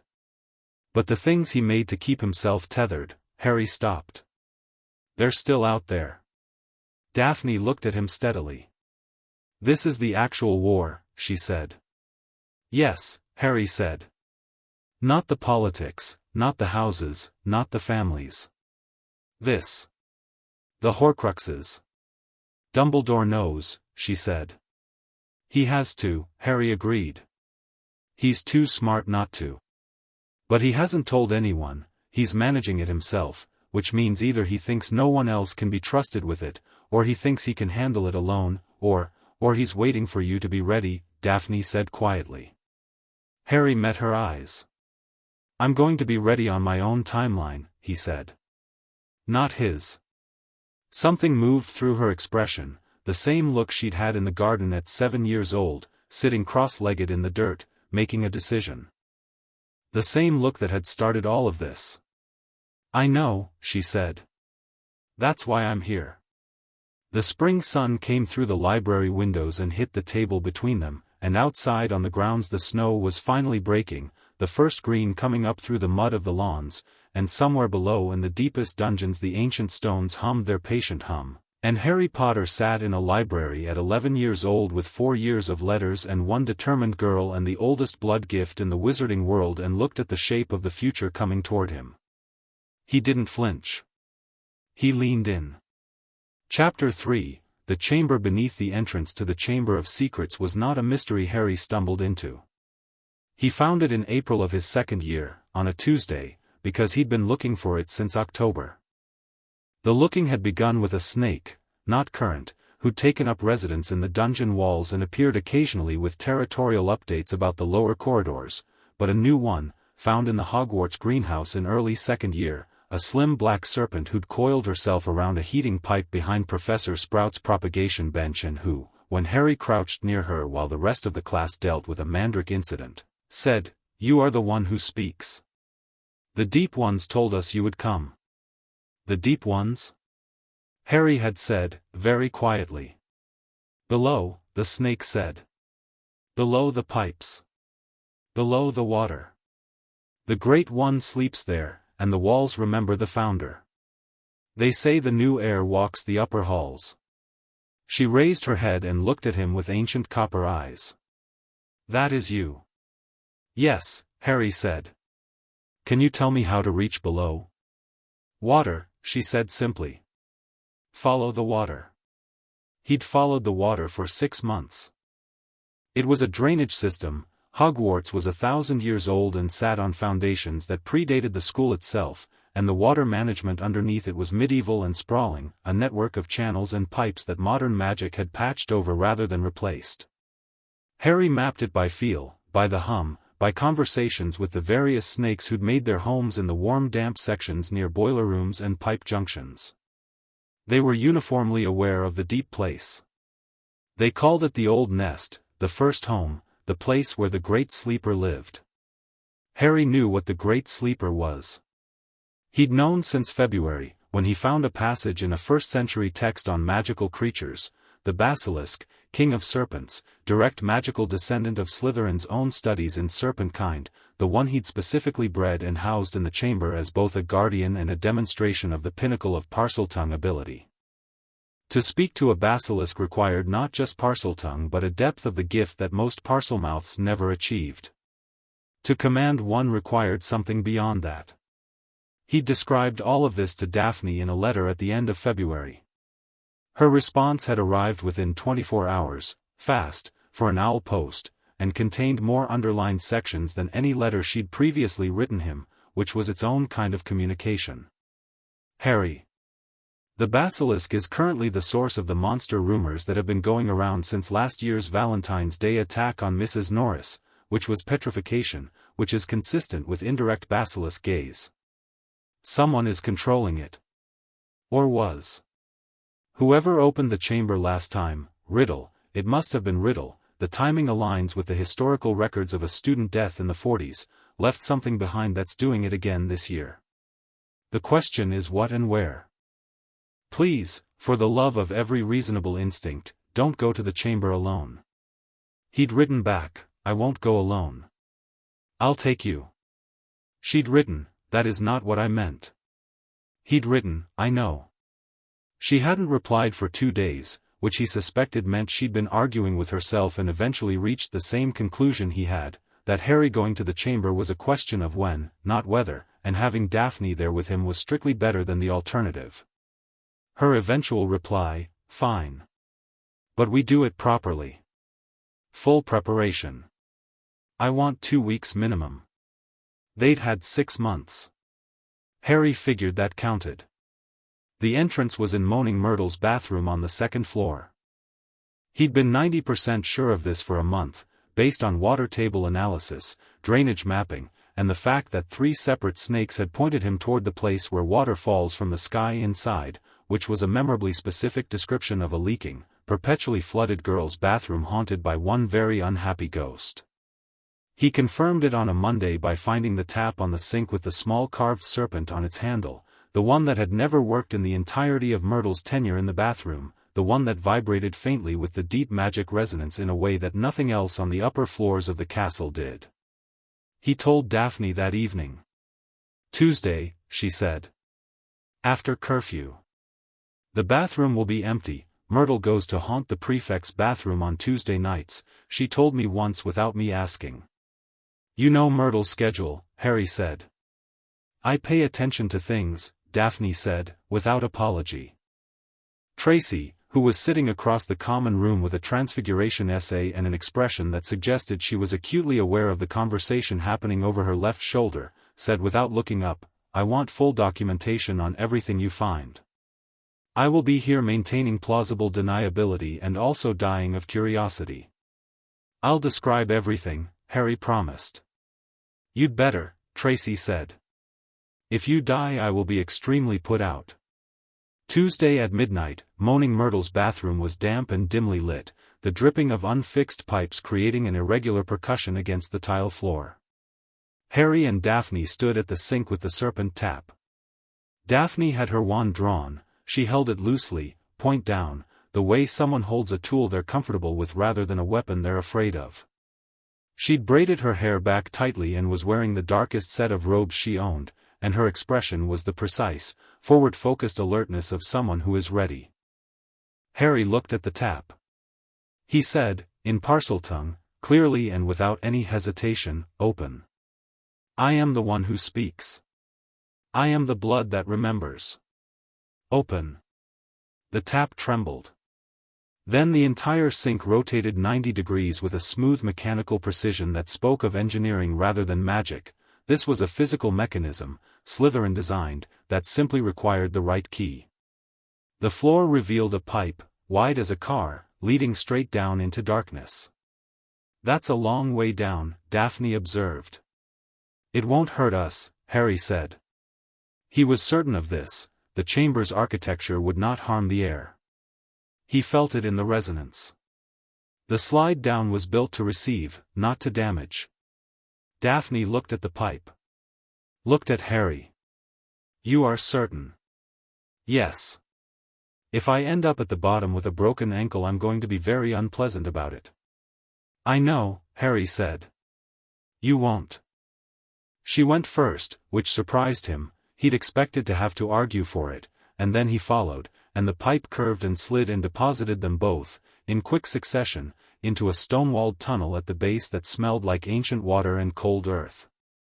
Daphne was already standing when Harry arrived, having clearly landed with enough grace that broken ankles were not a topic of conversation.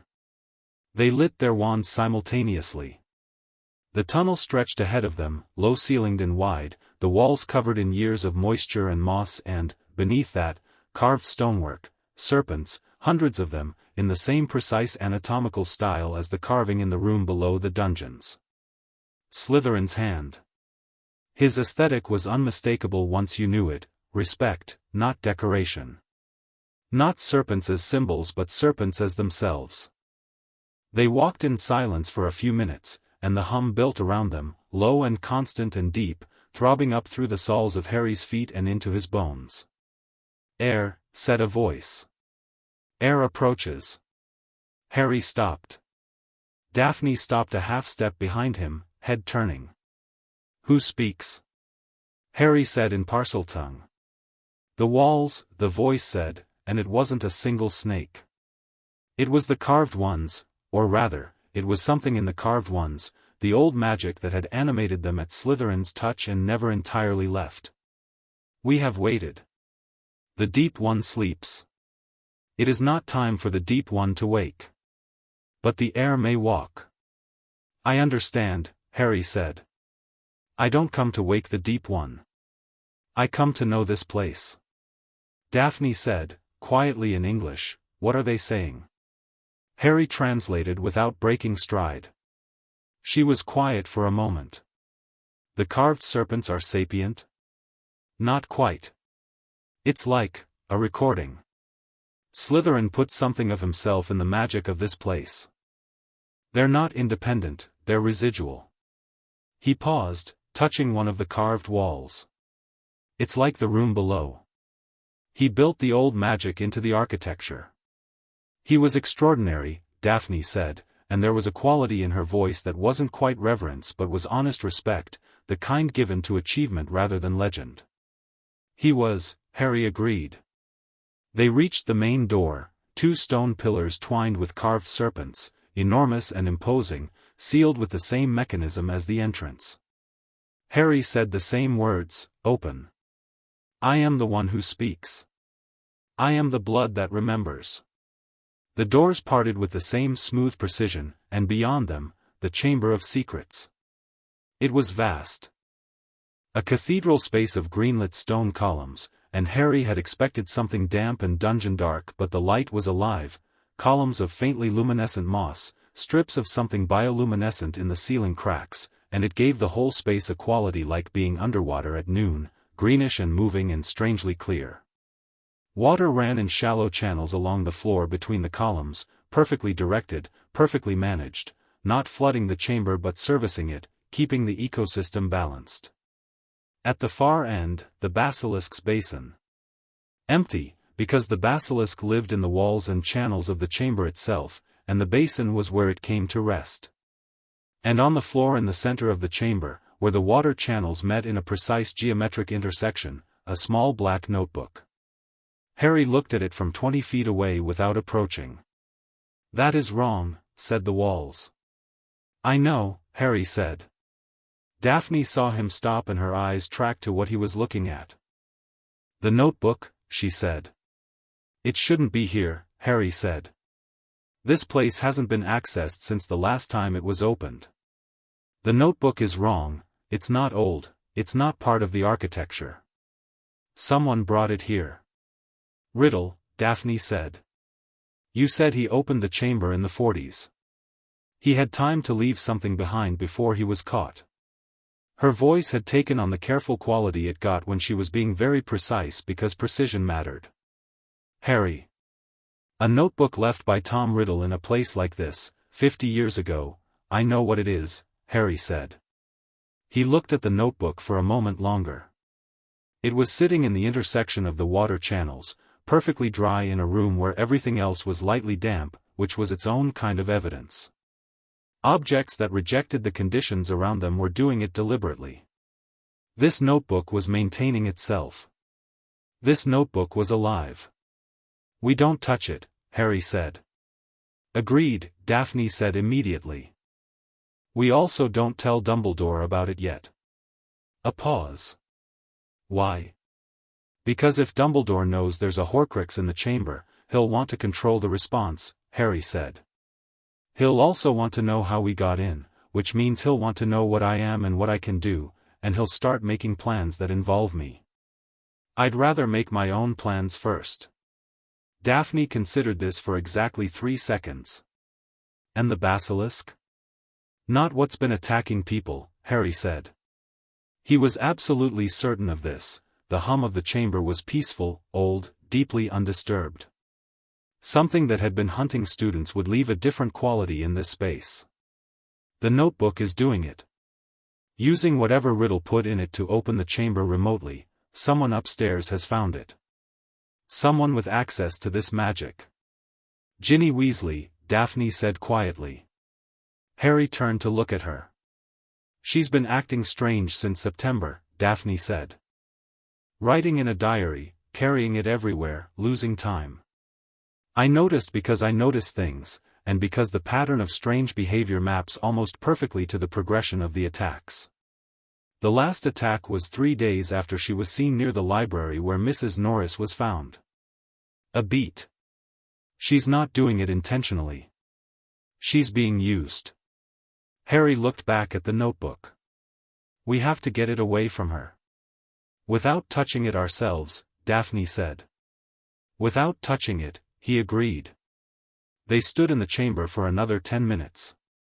Harry walked the length of it, not toward the notebook, but around the perimeter, learning the space the way he learned everything, physically, thoroughly, building a map he could navigate in the dark if necessary. The columns. The water channels. The basin at the far end where the stone was worn smooth by centuries of a massive body resting against it. He stopped at the basin and put his hand on the edge of it and said, in Parseltongue, "Are you there?" A long silence. Then, from somewhere deep in the walls, a presence. Not words. The basilisk was old enough and deep enough in its own existence that language, even this language, wasn't quite its primary mode. What came back was more like an impression. Ancient. Cold as stone and deep as water. And then, recognition. The same recognition the castle gave him, the same frequency, but so much stronger, so much older, like the difference between hearing music from the next room and standing inside the instrument. "I know," Harry said to the presence. "Rest. I am not here to wake you. I will come back when it is time." The presence receded, slowly, like a tide going out. Harry exhaled. Behind him, Daphne said quietly, "You spoke to it." "It knows me," Harry said. "It's been waiting, I think. A long time." "The heir it was left for," she said. "Yes." He turned. "It won't hurt anyone on its own. Riddle's notebook is the active problem. We solve that first, then we can think about the rest." They left the chamber the way they came, the doors sealing behind them with the same smooth precision. The tunnel back was longer somehow, the way distances expand after intense experiences, and they walked it mostly in silence, the hum fading as they climbed. In the bathroom, the sink rotated back into place with a satisfying click. Daphne cast a quick drying charm on them both, and they stood in the leaking bathroom for a moment, lit by their wand lights, while Myrtle's pipes dripped and the castle made its regular nighttime settling noises overhead. "Well," Daphne said. "Well," Harry agreed. "We're the only two people alive who've been in that room and come back with a plan instead of a panic." "Probably," Harry said. She looked at him steadily. "The notebook. How do we get it away from Ginny Weasley without explaining how we know she has it?" "I have an idea," Harry said. "It requires being in the right place when the next incident happens." "And if the next incident puts someone in the hospital wing?" "They'll recover," Harry said. "The attacks so far have been petrification. Fatal basilisk attacks leave bodies, and we haven't had any bodies. Riddle's notebook is careful, it needs the school open and operational to keep working toward its goal. Killing students closes the school. Its goal being Voldemort's restoration," Daphne said. "Partial restoration," Harry corrected. "This version of Riddle is a fragment. He doesn't have enough to fully restore Voldemort, not without the stone, and the stone's inaccessible. What he wants is a physical form, even a temporary one. The notebook is a vessel and it needs a host." "Ginny," Daphne said, with a flatness that wasn't lack of feeling but the containment of it. "We get the notebook first," Harry said. "The how is secondary to the when." The when turned out to be 12 days later. Harry had positioned himself carefully. He'd been watching Ginny Weasley with the specific peripheral attention he developed from years of tracking Dudley's movements and moods without making it obvious he was doing so. She was a thin, red-haired, frightened girl who was getting progressively less present in her own expression as the weeks went on, the look of someone being hollowed out, the light in their eyes receding from the windows. It bothered Harry in a way that went past strategy, a clean bright anger at the notebook for doing it to her, at Riddle for building something capable of doing it. He tracked the notebook's location the way he tracked everything, indirectly, through inference and observation. She kept it in her bag. She'd started taking it out less frequently in public, which meant the notebook had learned to be more careful, which meant it was getting smarter, which meant it was getting more of Ginny. On the day it happened, Harry was in the library. He felt it, not heard it, not saw it, but felt it, a sudden spike in the wrong frequency presence that he associated with Voldemort's residual magic, coming from the second floor above him, sharp and intent. He closed his book, put it back on the shelf without rushing, and went upstairs. The corridor outside the library was empty. He walked toward the girls' bathroom and stopped outside, and through the door heard the specific sound of something that didn't belong, a hissing, not Parseltongue, not a snake, but something like a recording of hissing, mechanical and wrong. He opened the door. Ginny Weasley was standing at the sink, and the notebook was open in front of her, and the ink in it was moving, words rising to the surface and sinking back, a conversation happening in fast black text, and Ginny's eyes were blank in a way that meant she wasn't home. Harry crossed the bathroom in 4 steps, picked up the notebook with 2 fingers of one hand and his wand in the other, and said, in Parseltongue, sharply, "Stop." The hissing cut off. The ink went still. Ginny blinked. Swayed. Grabbed the edge of the sink with both hands, and the blankness drained out of her face and was replaced by a confusion so total it was almost painful to watch, the look of someone returning to themselves and not knowing where they've been. Harry was looking at the notebook. In it, One line of text appeared, very slow and deliberate. You found me sooner than expected. Harry looked at the words. He took the notebook to the window, where the afternoon light came in grey and strong, and he held it in 2 fingers and looked at it with every sense he had, mundane and magical both, and felt the Horcrux quality of it, that wrong frequency vibration, the compressed life inside it, rage and intelligence and a 50-year hunger. Then he said, aloud, to the notebook, "You're a piece of a dead man." The text changed, "I am more alive than you will ever be." "No," Harry said, with a calm finality. "You're a copy. He made you to last but he didn't make you to win. You're a contingency." A pause. "And now you're mine." The ink churned. Text appeared and disappeared, several starts at something, none of them finishing. Ginny made a small sound behind him. Harry looked over his shoulder. She was staring at him with an expression that was rapidly cycling through multiple stages of recovery, confusion, recognition, shame, terror, and finally a desperate kind of relief at finding that whatever had been happening to her had apparently stopped. "Are you all right?" he said. "What? How did?" She stopped, looked at the notebook in his hand, looked at his face. You're fine," Harry said, not unkindly. "You're back. I need you to not touch this again, and not tell anyone what you saw me do just now." Ginny stared at him. She was a second year, a Gryffindor, Ron Weasley's younger sister, and she had the look of someone who'd been through something she didn't have full language for yet and was running on pure survival instinct. "What are you going to do with it?" she asked. "Destroy it," Harry said. "It got in my head," she said, very quietly, the shame back in her voice. "I couldn't, it was like I couldn't, it was designed to do that," Harry said. "It targeted you specifically. You didn't let it in, it found a way." He held her gaze. "It won't do it to anyone else." She nodded, once, short and fierce, and if her eyes were bright that wasn't something he was going to comment on. He left the bathroom with the notebook, and the destruction of it was a problem he'd already solved in theory. A basilisk's venom was one of the few substances in existence corrosive enough to destroy a Horcrux. He wasn't going to use the basilisk itself.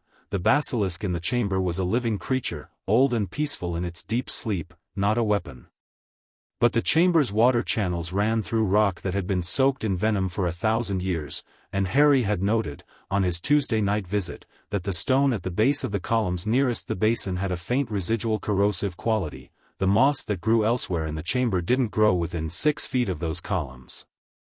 That stone, in powdered form, carried enough residual venom to do it. He had some already. He'd scraped it loose on the Tuesday, working carefully with a cloth and a stone-grinding charm, because he'd known he'd need it eventually and preferred to be ahead of events. He destroyed the notebook that evening in the chamber, alone, carrying it down through the pipes and setting it in the center of the water channels and applying the powder, and watching Riddle's face appear in the ink, young and handsome and furious, rising from the pages in 2 dimensions like a man trying to escape a window, and then dissolve. The scream it made was in Parseltongue. Harry understood every word of it. He didn't respond. He watched until the notebook was empty parchment, the life gone out of it, the frequency silenced. Then he left. The school found out about the chamber not because Harry told anyone but because the castle couldn't keep the discovery quiet. The morning after he destroyed the notebook, the petrified students in the hospital wing, 4 of them, Muggle-born students who'd been caught by the indirect gaze over the course of the year, woke up simultaneously. Madame Pomfrey's announcement of this was immediate and celebratory, and the school's reaction was relief followed quickly by the question of what had changed. Then someone, Myrtle, specifically, who had watched Harry come and go through her bathroom twice and had made certain deductions in the way ghosts make deductions, which is to say with a complete disregard for what the living would prefer she kept to herself, mentioned to a Hufflepuff prefect that Harry Potter had been in and out of the pipes under her sink, and the Hufflepuff prefect mentioned it to McGonagall, and McGonagall mentioned it to Dumbledore. Dumbledore asked to see Harry in his office on a Friday. The office was circular and full of silver instruments that whirred and clicked and emitted small puffs of colored smoke, and Fawkes the Phoenix was on his perch and regarded Harry with one bright eye as Harry sat in the chair across from the headmaster's desk and waited. Dumbledore was, in person, exactly what his reputation suggested and at the same time something more complicated. He was old in the way mountains are old, not decrepitly but absolutely, with the weight of an enormous amount of experience sitting behind his eyes. He looked at Harry and Harry felt the look in a way he didn't feel most people's looks. Dumbledore was genuinely powerful, genuinely perceptive, and he was currently reading Harry with the same focused attention Harry used on everything. Harry looked back with equal attention. "I understand," Dumbledore said, "that you've been spending time in the lower levels of the castle." "The castle is interesting," Harry said. "Indeed." Dumbledore's tone was mild and warm, but his eyes were doing a great deal of work. "Some of the lower levels are quite old. Older than much of the recorded history of the school." "I know," Harry said. A pause. "What do you know, Harry?" Harry considered how much to say. He'd thought about this conversation before it happened, as he thought about most things, and had reached the conclusion that partial truth was strictly better than denial or full disclosure. Dumbledore was an ally, he was certain of that, broadly, but an ally who made plans around his assets tended to become a manager of those assets, and Harry didn't intend to be managed. "I know the Chamber of Secrets is real," he said. "I know it was opened last year and again this year. I know a fragment of Voldemort's consciousness, preserved in an object, was responsible for what happened to the students. I destroyed the object." He paused. "The petrified students woke up because the source of the attacks was eliminated." Dumbledore was very still. "How," he said, with a care that suggested the word was chosen precisely, "did you destroy it?" "Basilisk venom," Harry said. "In residual form." "You went into the chamber?" "Yes." "And the basilisk is fine," Harry said. "I didn't disturb it. It's been asleep for decades and I see no reason to change that." Dumbledore looked at him for a long moment that might have been 10 seconds or 10 minutes. His expression was doing something complex, relief and concern and something that was almost wonder, but tightly held, controlled by a man who understood the strategic implications of showing wonder to a 12-year-old who was clearly not a 12-year-old in any way that mattered. "Harry," he said, and his voice had shifted slightly, the warm headmaster quality setting aside a degree of its warmth and becoming more direct. "I want you to know that I am not alarmed by what you are." "What do you think I am?" Harry asked. "Extraordinary," Dumbledore said. "And I mean that without qualification. I also mean it as a caution to myself. I have made errors in the past when dealing with extraordinary people. I made them because I allowed my assessment of what was needed to override my assessment of what the person themselves was capable of." He held Harry's gaze. "I would prefer not to repeat those errors with you." Harry looked at him steadily. "Then don't plan around me," Harry said. "If you want my help, ask for it. I'm not opposed to working together. But I'll know if I'm being steered." Something moved through Dumbledore's expression, surprise, sharp and genuine, quickly absorbed. Then something that might, on a different face, have been a smile. "I believe you," he said. "And I will try." A pause. "May I ask, the object you destroyed? You recognized it as something specific?" "A Horcrux," Harry said. The word landed in the room with the weight of its nature. Dumbledore's hands, which had been loosely folded on the desk, tightened almost imperceptibly. "You know what that means," Dumbledore said. "Not a question." "I know it means there are more," Harry said. "And I know that destroying them is the actual task, not defeating Voldemort in the field, not political maneuvering, not prophecy. The Horcruxes. That's the war." Dumbledore looked at him for a long time. "Yes," he said quietly. "That is the war." "Then that's what I intend to focus on," Harry said. "When I have more information and more capability." "Not yet, but the intention is there, and I'd rather you know it." A collaborative approach, Dumbledore said. An honest one, Harry said. Which might be the same thing or might not, depending on whether you're actually willing to share information rather than portions of it. The sharp edge of that landed. Dumbledore absorbed it without defense. A fair point, he said, and there was something in his voice that was, Harry thought, genuine. I will try to merit that honesty. Good, Harry said, and stood. I'll do the same. He left the office, and Fawkes watched him go with that bright one-eyed regard, and made a sound that wasn't quite a word but had the quality of approval. The fallout from the chamber spread through Hogwarts like a tide. Nobody knew exactly what had happened. Harry hadn't told the full story, Ginny hadn't told the full story. She'd written him a short note 2 days after the bathroom incident saying only thank you and I won't forget this, and the faculty clearly knew more than they were saying. What the student body knew was, the attacks had stopped, the petrified students had woken up, and Harry Potter had apparently been involved. The theories were various and creative. A second-year Hufflepuff informed a third-year Ravenclaw that Harry had fought the basilisk. A Gryffindor fifth-year claimed he'd found some kind of countercurse in the library. Lockhart, who was, in Harry's considered assessment, the most spectacularly fraudulent person in the building, had attempted to claim credit in a staff meeting, a fact that reached Harry via Tracy who had heard it from a Slytherin seventh-year who had heard it from the prefect's bathroom. Lockhart's version involved himself prominently and Harry not at all. Harry didn't care. He hadn't told the story for credit. What he did care about was the shift in his house.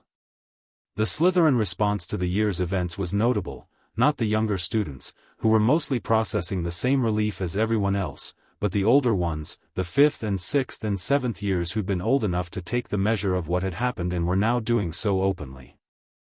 A 6th year named Marcus Bain, who was something of a political thinker in the way that Slytherin upper years were sometimes political thinkers, sat down across from Harry at breakfast on the third day after the chamber story started circulating. He said, "The older families are paying attention." Harry looked at him. "They're welcome to," he said. "Not everyone is friendly attention," Bain said. "I know," Harry said. "That's fine too." Bain looked at him with the expression of someone adjusting their understanding of a situation. "You went in alone." "With Daphne," Harry corrected. "Right," Bain said. He paused.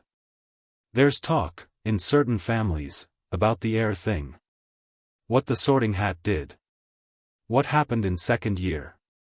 People are connecting dots." "Let them," Harry said. "Some of them will be afraid," Bain said. "Fear makes people do stupid things."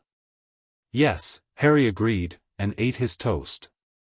Bain sat there for another moment, clearly expecting something more, anxiety, acknowledgement of the threat, some indication that the information warranted concern.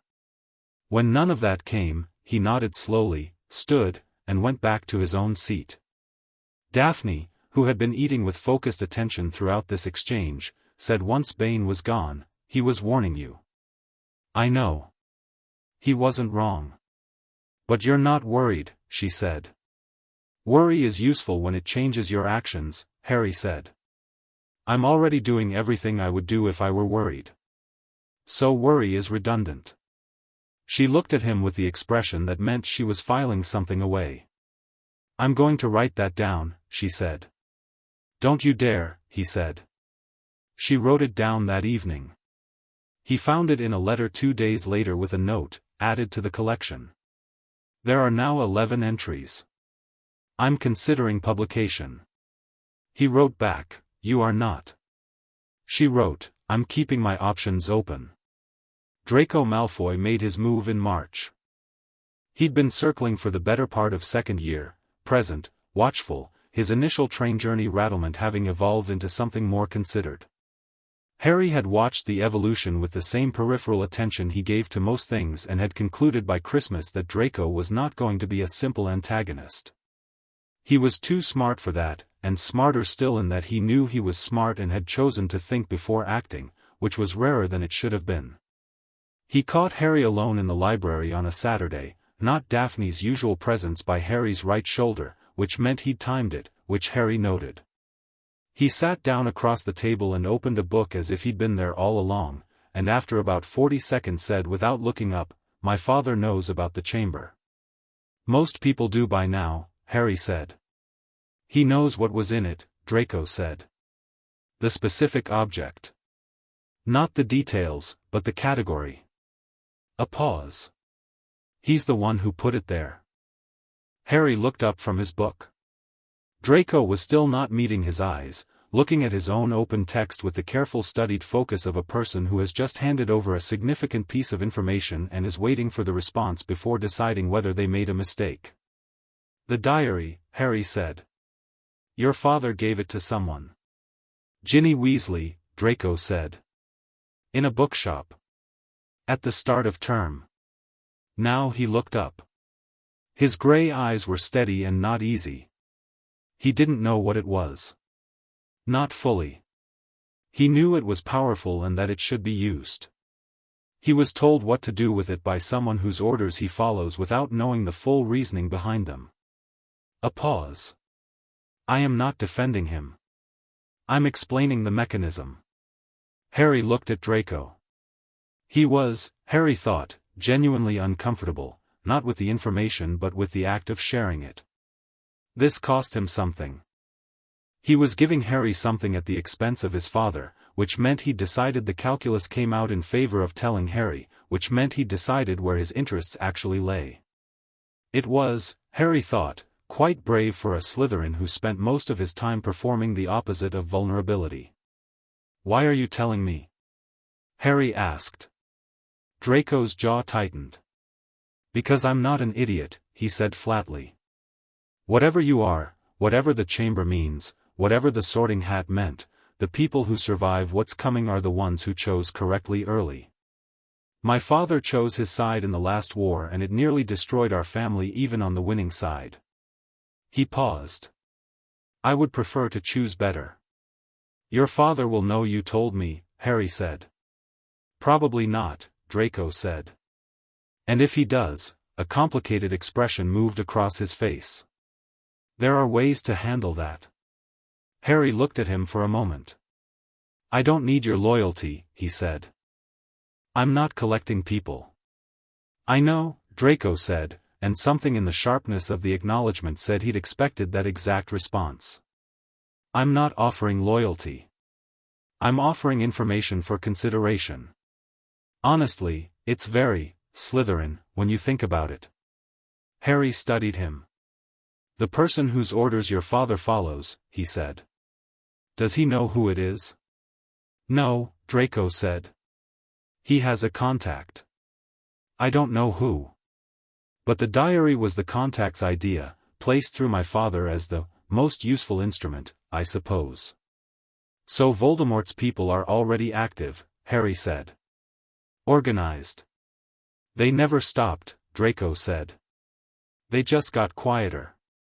Harry nodded, slowly. "I'm going to remember this conversation," he said. Positively. "What you do next is your own decision." "That's all I wanted," Draco said, and closed his book, and left. Harry sat in the library for a few more minutes, reorganizing what he knew into a new shape. Lucius Malfoy. The diary. A contact above Lucius in an organization that had stayed operational through 13 years of supposed peace. These were the structures that needed mapping before any direct action could matter. He wrote Daphne a letter that evening that was 8 pages long, and her reply 3 days later was 7 pages, and by the time they'd finished the exchange they had the skeleton of something that was less like a plan and more like an intelligence framework, a way of gathering and cross-referencing information that they could build on systematically. At the bottom of her final letter in that exchange, after the analysis and the structure and the carefully organized thoughts, Daphne had written, "You know, when I heard you talking to a garden snake at age 7, I did not anticipate that it would lead to building a shadow intelligence network in a Hogwarts library at 13. But here we are. Somehow I'm not surprised." Harry read that paragraph 3 times and felt, in a way he didn't have precise language for, that "here we are" was about the best 2 words he'd encountered in a while. He wrote back, "Here we are. Seems about right." She didn't reply to that one, and he knew why. Some things were complete as they were, didn't need adding to, and the spring moved on, green and warming, and below the castle the hum continued its patient ancient song, and Harry Potter sat in the middle of it and thought ahead. Always ahead. Chapter 4, The Shape of Alliance. The summer before third year was the summer Harry stopped pretending to live at the Dursleys' house. He still slept there, technically. The protection in the blood wards was real. Daphne had confirmed it through 3 separate texts on ancient sacrificial magic, and Harry had enough respect for effective defensive architecture to maintain it. But he was present at number 4 Privet Drive the way weather was present, occasionally, briefly, leaving no particular impression. He spent mornings at the local library reading Muggle newspapers with the specific attention of someone learning to read between lines. He spent afternoons in the park 3 streets over with Stone, who had survived another winter and was considerably more opinionated than she'd been at 7 inches. He spent evenings writing letters, to Daphne, to Tracy, and now occasionally to Blaise Zabini, who had opened a correspondence after second year with a note so perfectly calibrated in its indirection that Harry had read it 3 times before deciding it was an offer of information exchange dressed as casual summer contact. Blaise's family had connections Harry's didn't. His mother was famously beautiful and famously widowed, 4 times, at last count, and moved through the upper echelons of both wizarding society and certain Muggle aristocratic circles with the ease of someone who understood that information was the only currency that didn't devalue. Blaise had grown up watching her work. He'd learned things. The first letter Harry sent back was 2 paragraphs. The second was 4. By August they were exchanging detailed analyses of wizarding political structures with the comfortable momentum of 2 people who'd found something they were equally good at. Daphne, when he mentioned this, said, "Zabini is excellent. His mother knows everyone. Be careful that his interests align with yours before you share anything you don't want shared, but I think they do. He's been watching you since first year.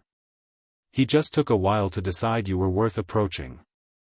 Harry wrote back, "He said approximately the same thing about you." Her reply, "He's not wrong." The summer was also the summer of the news.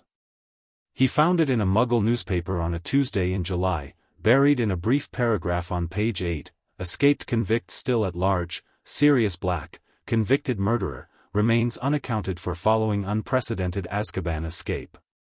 The photograph, Muggle and therefore still, showed a gaunt man with hollow eyes and dark matted hair, holding a sign with numbers on it in the way prisoners held signs in old photographs. Harry looked at this photograph for a long time. He knew the name. Daphne had told him about Sirius Black in third year, in a series of careful letters, his parents' friend, his father's best friend, the man accused of betraying the Potters to Voldemort, of killing 13 people with a single curse in a street in Muggle London. Convicted without trial, which Harry had noted at the time as a specific and significant detail. 12 years in Azkaban, which the texts described as the kind of imprisonment that took things from a person that couldn't be put back. Escaped. Allegedly still loyal to Voldemort. Allegedly targeting Harry specifically. Harry ate his breakfast, finished the newspaper, went home, and wrote 2 letters simultaneously, one to Daphne, one to a contact Blaise had given him in the Ministry's Department of Magical Law Enforcement, a mid-level clerk named Williamson who had a very specific interest in maintaining relationships with people who might become significant and who Blaise had correctly identified as a useful source of official information. To the clerk, Harry wrote a single question: what was the evidence at Sirius Black's trial? The reply came back in 4 days, "Mr. Potter, there was no trial. Black was committed to Azkaban on the testimony of one Auror present at the scene and the circumstantial evidence of the street incident. Standard wartime procedure. I can provide the full record if you require it." Harry wrote back, "Please." He had the full record by the end of July. He read it twice and then set it down on the desk in his room and looked at the ceiling for a few minutes. No Wormtail. No mention of Peter Pettigrew's body, no confirmed death, no wand, just testimony that Black had cast the curse, and the word of one overheard arrived after the fact. Harry was not a legal expert, but he was a careful reader, and the absence in the record was shaped exactly like a man who had faked his own death and framed someone else for it. He wrote to Daphne, "Sirius Black is innocent. Peter Pettigrew is alive. I'm certain." Her reply came within 24 hours, "I've been thinking the same thing since you wrote about the record. What do you want to do?" Harry wrote back, "Wait. He'll come to Hogwarts, everything points to that being his destination. When he gets there I want to find him first." Third year began in early September on a Hogwarts express slightly more crowded than usual, with Dementors boarding at the first stop outside London and the entire train going cold and wrong in a way that Harry felt in his bones, the same wrongness as the grating Voldemort frequency but inverted, emptying rather than pressing, pulling something essential toward it like water down a drain. Harry didn't faint. He did have to put both hands flat on his thighs and breathe through the cold, working through it with the deliberate focus of someone who has learned to manage physical and magical sensation rather than be managed by it. It was difficult, the worst thing he'd felt since the diary's Parseltongue scream, but he came through it, and when the Dementor passed his compartment window he looked directly at it because he needed to know what he was dealing with, and what he saw told him several things about Dementor function that he subsequently wrote down with forensic precision. Beside him, Daphne was pale but upright, jaw set. Tracy had gone grey. Across the compartment, the new defense teacher, a shabby man with prematurely aged features and a name Harry had already matched to the Marauders map Blaise had mentioned offhand in a letter, Remus Lupin, Moanwai, one of his father's best friends, had produced a chocolate bar from his pocket and was breaking it into pieces with the practical efficiency of someone who'd done exactly this before. Lupin looked at Harry. Harry looked at Lupin. "You didn't pass out," Lupin said. "No," Harry said. "Most people do, the first time." Lupin held out a piece of chocolate. His voice was carefully neutral but his eyes were doing several things at once: recognition, the specific pain of recognizing a face you know in the face of someone else, and underneath that something alert and assessing.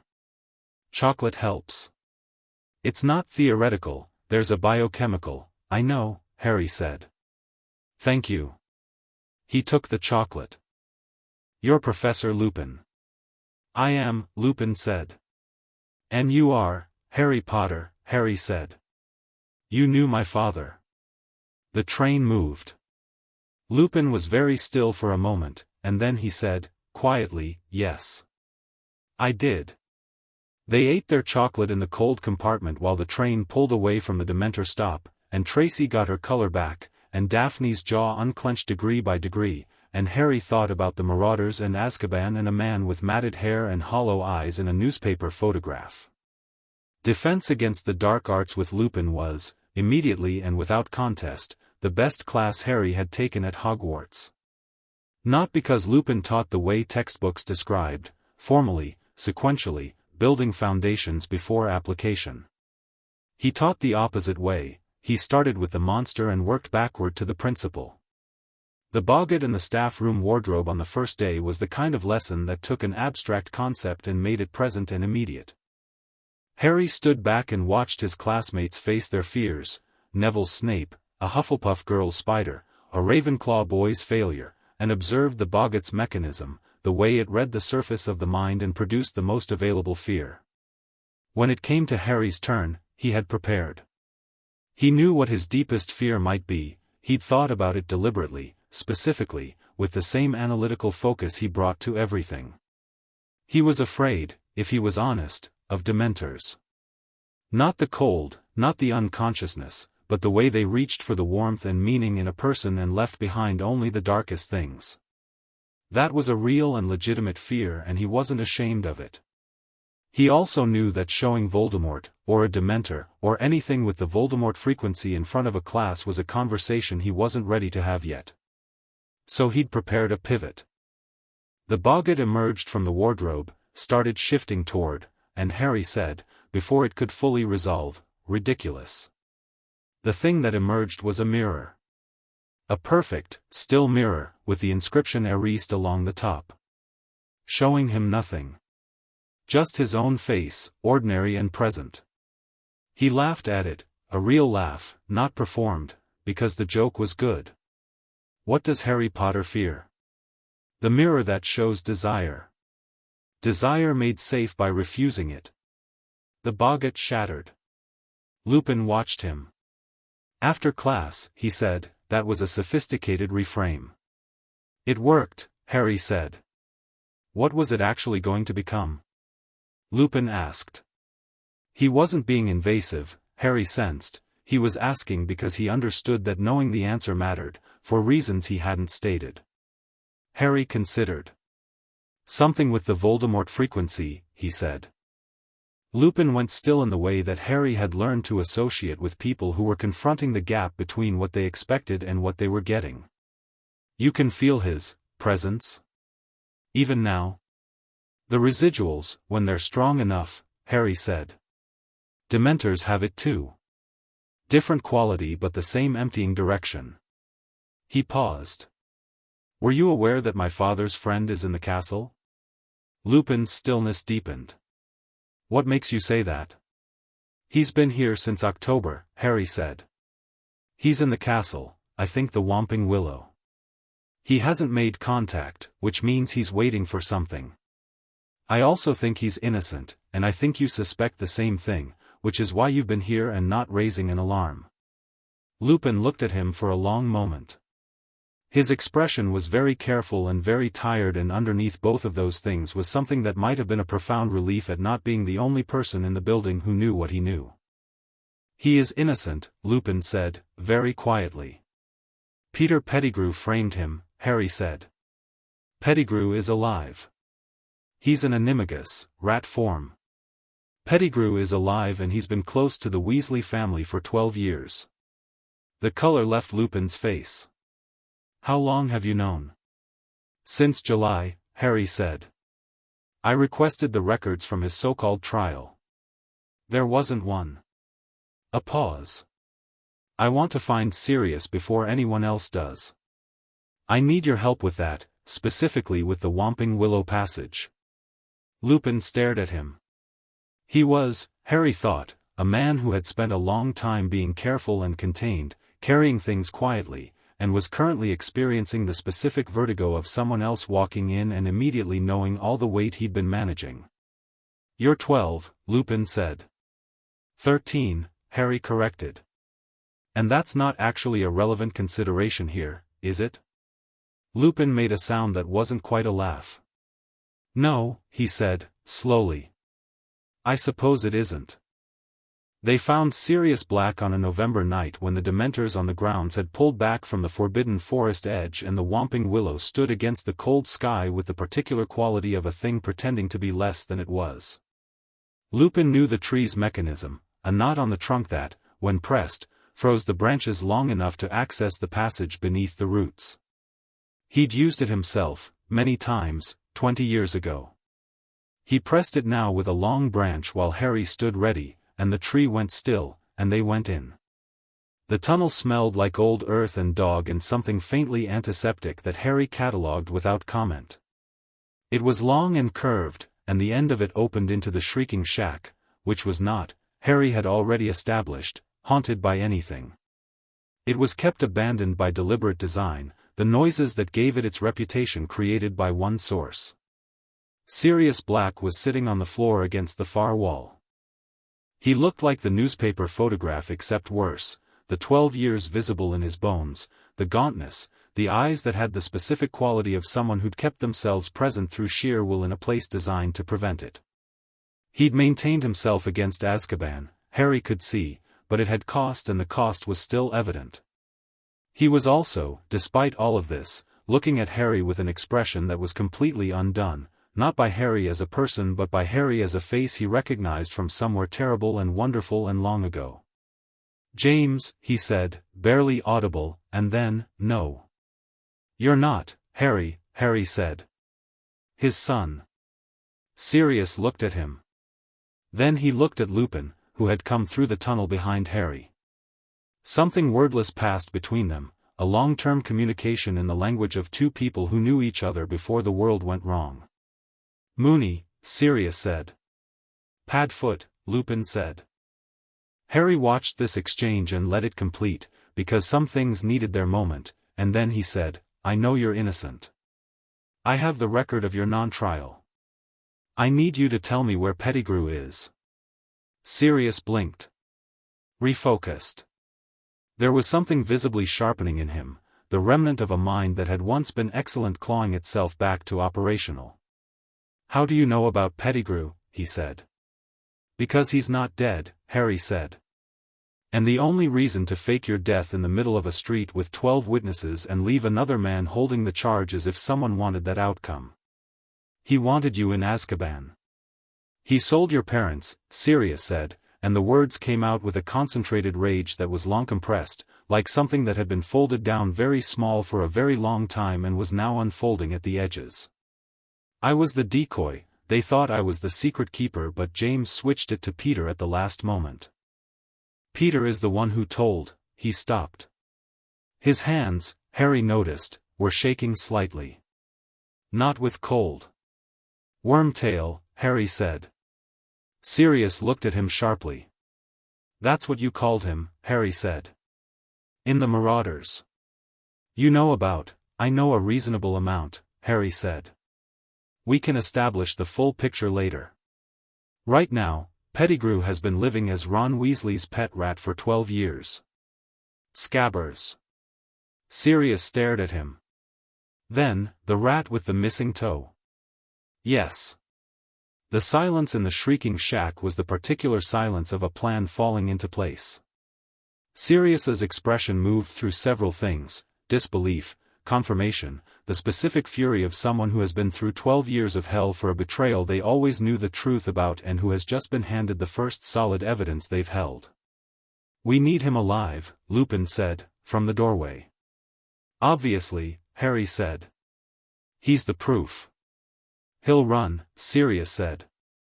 The moment he knows, he doesn't know yet, Harry said. And he won't until we're ready. He looked at both of them. I need 2 things from you. First, stay out of sight until I've worked out how to get Pettigrew in front of people who can actually do something with him. Second, Sirius, whatever you know about the people who are currently reorganizing around Voldemort's return, I need that information. Sirius looked at him for a long moment. There was something working in his expression that was grief and recognition and something else, something that Harry thought was the emotion of a man meeting the child of someone he loved and finding the child already carrying more than the child should have to carry, and being unable to do anything about it except help. Your father would, Sirius started, and stopped. Tell me later, Harry said, not unkindly. When there's time. Right now, right, Sirius said. He straightened, and something happened in his bearing. The 12 years of Azkaban still present, but something else coming up through it, the person he'd been before, or a version of that person reassembling from what remained. Voldemort's people. The ones who stayed organized. There are 3 inner circle survivors who never went to Azkaban: Pettigrew, who was hiding. Bellatrix Lestrange, who's still imprisoned. And one who maintained cover under the Death Eater defense, personal blackmail material, specific insurance that kept him legally clear. Lucius Malfoy, Harry said. Sirius's eyebrow went up slightly. You do know things. He was the conduit for Riddle's diary, Harry said. 2nd year. I destroyed it. Sirius stared at him. Then at Lupin. He's 13, Sirius said. I know, Lupin said, in the tone of a man who has been having this experience for several months. The diary was a Horcrux, Harry said. One of several. The shrieking shack was very quiet. Oh, Sirius said. He sat with that for a moment. Oh, that's, yes, Harry said. So. What else do you know about the inner structure? Specifically the communication network. How do they coordinate? Who holds the actual organizational threads? Sirius looked at Lupin. Lupin looked at Harry. Harry waited. The marks, Sirius said finally. The dark marks, they're not just branding. They're communication infrastructure. Active, even now, even with Voldemort mostly absent. Whoever holds the primary binding point in the network can activate them. He paused. When Voldemort comes back properly, that's the first signal, the mark's burning. And before that? Owls, Sirius said, with a short, humorless sound. Sometimes personal meetings. There are 3 properties, safe houses, that I knew about in the last war. 2 were destroyed after the fall. 1 I don't know the status of. He described the location. Harry committed it to memory. Thank you, he said. That's it? Sirius said. You're not going to, he stopped. You're 12, 13, Lupin and Harry said simultaneously. Sirius looked between them. Right, he said. Right. Fine. He rubbed his face with both hands. Harry, I'm your godfather. I know, Harry said. You know, Sirius said flatly. Daphne's letters cover a lot of ground. Sirius blinked. Who is Daphne? Harry paused, reaching for the right word, and came up with the most accurate one, partner. At 13, Sirius said. She would tell you that's not what he meant, Lupin said, with the faint air of a man who wasn't entirely sure that was true. Harry stood up. I'm going to get Pettigrew in front of witnesses within the week, he said. Stay here. Don't contact anyone. Lupin will bring you food. He looked at Sirius. When this is done, I want you out of Azkaban's shadow completely. That means a trial, real evidence, and Pettigrew in custody. I intend to achieve all 3. Sirius looked at him with the unguarded expression of someone who hasn't had anyone tell them what they intend to achieve on their behalf in a very long time. Why? He asked, simply. Harry looked at him. Because you're innocent, he said. And because my father loved you. And because 12 years was enough. He paused. And because I'd like to know you, when there's time for that. The silence after that was a different quality from before. Okay, Sirius said, very quietly. Harry went back through the tunnel. The Pettigrew problem required precision. The immediate challenge was Scabbers, Ron Weasley's rat, supposedly missing since the start of term due to the Weasley family's cat Crookshanks having developed what everyone assumed was a predator's interest.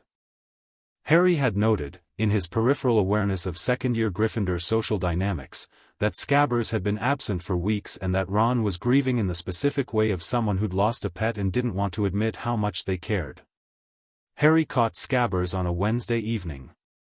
The rat had, apparently, been hiding in the castle grounds rather than genuinely gone, a sensible Animagus strategy, close enough to resume his cover identity if needed, far enough that the cat couldn't easily find him. Harry found him in the gap under the stone step at the castle's east entrance, using the same awareness of small spaces and their occupants that he'd developed living in a cupboard. He didn't transform Pettigrew immediately, he couldn't, he wasn't an Animagus, that wasn't his particular skill set. What he did instead was put a specific containment charm on the rat, one he'd found in the charms supplement Daphne had sent him the previous summer, a magical binding designed for dangerous magical creatures that prevented the contained animal from using any ability that wasn't native to its species. Pettigrew couldn't transform inside it. He put the contained rat in a magically sealed box, charmed from the outside against exactly the abilities it needed to resist, and put the box in his trunk and wrote Daphne a letter that evening. I have him. Need Lupin and witnesses. Thursday evening in the Great Hall, or somewhere equally public and official. Ideas? Her reply arrived before breakfast. Get McGonagall. Tell her you found evidence related to the question of Sirius Black's guilt. Don't mention the rat. She'll bring Dumbledore. The Great Hall after dinner, Thursday, is ideal, faculty present, students present, multiple witnesses, no controlled environment. Let McGonagall set the stage, you just make sure Lupin is there. It was, as always, the cleanest solution. He wrote back, obviously. She wrote, I know. I just wanted credit. He wrote, granted. McGonagall listened to Harry's request with the expression of a woman who had revised her estimates of Harry Potter so many times that revision had become a reflex. He told her he had evidence relevant to Sirius Black's case and that he needed a formal hearing in front of the faculty with a specific witness present. She said she would speak to Dumbledore. She said it in the tone of a woman who was absolutely going to speak to Dumbledore. Thursday evening, after dinner. The Great Hall was still half occupied with students finishing meals and lingering at tables when Dumbledore stood and said, in the particular tone he used for announcements that were going to be significant, that there was a matter he wished to address. Faculty were present at the high table. Lupin was at the end of the row. Snape was beside him with the expression of a man who did not like the shape of what was about to happen. Harry stood in front of the faculty table. He said, I have evidence that Sirius Black is innocent of the murders he was convicted of. He let that settle, and the hall went very quiet, the quality of quiet that 300 people produce when nobody is willing to make a sound in case they miss something. I have the record of his so-called trial, which was not a trial, it was a single auror's testimony and a committal. No veritaserum, no pensive evidence, no established motive. And I have the real perpetrator. He put the box on the table and opened it. Pettigrew was, briefly, a rat, and then he was not, because the containment charm released as the box opened in a public, witnessed space with Dumbledore's magic in the room, and the man who appeared where the rat had been was small and pale and sweating, with watery eyes and a hand that immediately went to his mouth in the gesture of someone trying not to scream. The hall reacted. Lupin was on his feet. Snape was on his feet. Several students made sounds. Pettigrew looked around the hall with the frantic, darting attention of a cornered animal, and then he looked at Harry, and Harry looked back with the calm, steady regard of someone who had planned this very carefully and was standing at the point where the planning had all led. Peter Pettigrew, Dumbledore said, and his voice had a quality in it that Harry had not heard before, old and certain, the voice of a man who had just confirmed something he'd half believed for 12 years. Alive. Pettigrew said. I was, you were hiding, Harry said. 12 years. As Ron Weasley's pet rat. While Sirius Black sat in Azkaban for the crime you committed. He paused. You told Voldemort where my parents were. You killed those 13 people in the street. You cut off your own finger to fake your death and framed a man who trusted you. He held Pettigrew's gaze. Stand still. Pettigrew stood still. Something in Harry's voice in that moment was not an ordinary request. It was the tone of command, not raised, not threatening, just absolute, that he'd first used on the basilisk's presence in the chamber, that he'd used on Riddle's diary, the voice of someone whose magic backed the words with something old and deep and completely settled in its own authority. Pettigrew stood absolutely still, and his expression was a terrible compound of fear and calculation and the specific desperation of a man watching his last options close. Dumbledore applied the binding immediately, a full-body magical restraint, and aurors were at Hogwarts within the hour. The investigation that followed was short, because Veritaserum made it short, and by the time November ended Sirius Black had been officially exonerated and was living in Grimmauld Place and was, in his words in the first letter he sent Harry, learning how to do basic human things again like sleeping in a bed without it feeling like a trap. Harry wrote back, take your time. We have plenty of it. Sirius wrote, do we? From what Remus tells me about your second year, Harry wrote, we have enough. Stop worrying. Sirius wrote, that is absolutely not going to happen, but I appreciate the intention. The third year moved on its own terms after Pettigrew, fast and full. Daphne's political maneuvering, which was the right word, Harry had decided, because everything she did in the social space of Hogwarts and the surrounding wizarding world was done with a strategist's awareness, began to show results. The Greengrass family was old and neutral by tradition, one of the few genuine neutral houses left, positioned carefully enough that they'd survived both sides of the last war without committing to either.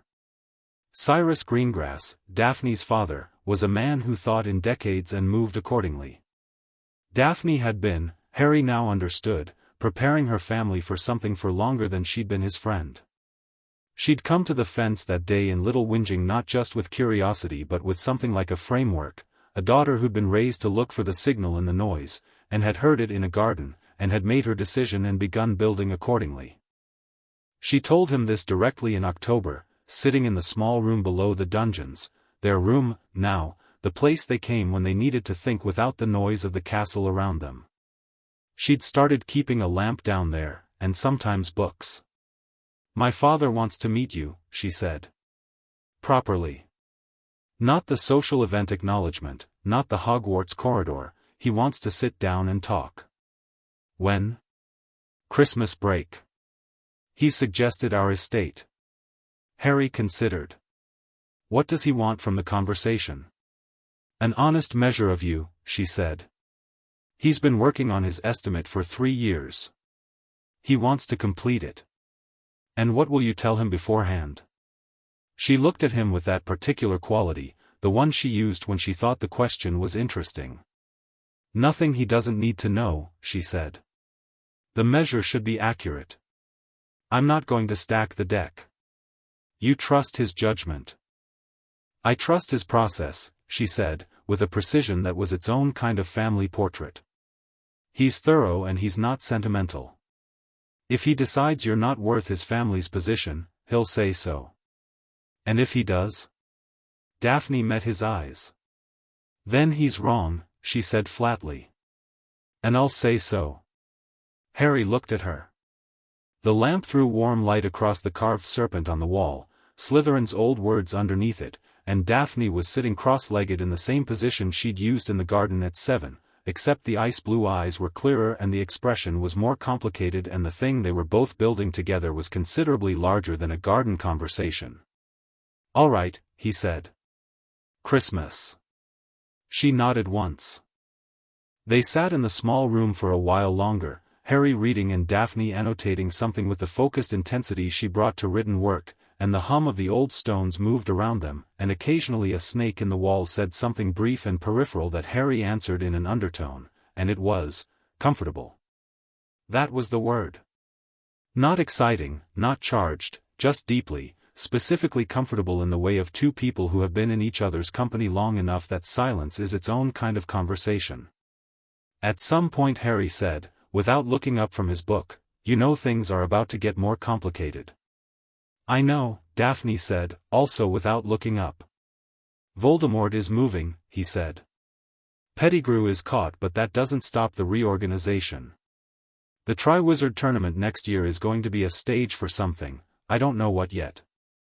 "The tournament," Daphne said, and her pen stopped. "How do you know about that?" "Blaze," Harry said. "His mother heard about the planning 6 months ago. It's being brought back specifically." "Specifically for what?" "That's what I'm trying to work out." He looked up.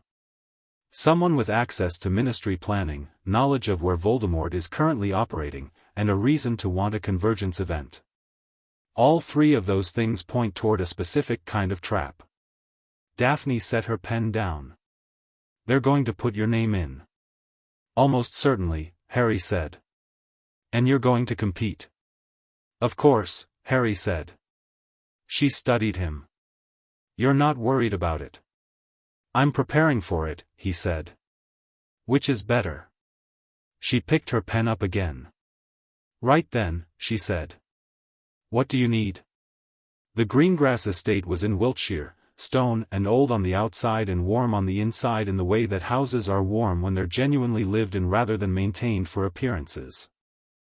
Harry arrived by flu on the 27th of December with the specific composure of someone who had been preparing for a conversation and was ready for it. Cyrus Greengrass was a tall man, lean in the way Daphne was lean, with the same pale coloring and a quality of stillness that Harry recognized as the source of his daughters. He had dark eyes rather than blue, and he looked at Harry in the entrance hall with an assessment that was neither hostile nor welcoming but was honest, which Harry respected. "Mr. Potter," he said. "Mr. Greengrass," Harry said. They went to the study, which had books and a fire and 2 chairs positioned for conversation rather than status, which told Harry something about how Cyrus Greengrass conducted meetings he considered important. Daphne was not present. She'd said at Hogwarts, "He'll want to speak to you alone, at least to begin with. Don't interpret that as a bad sign." He had not.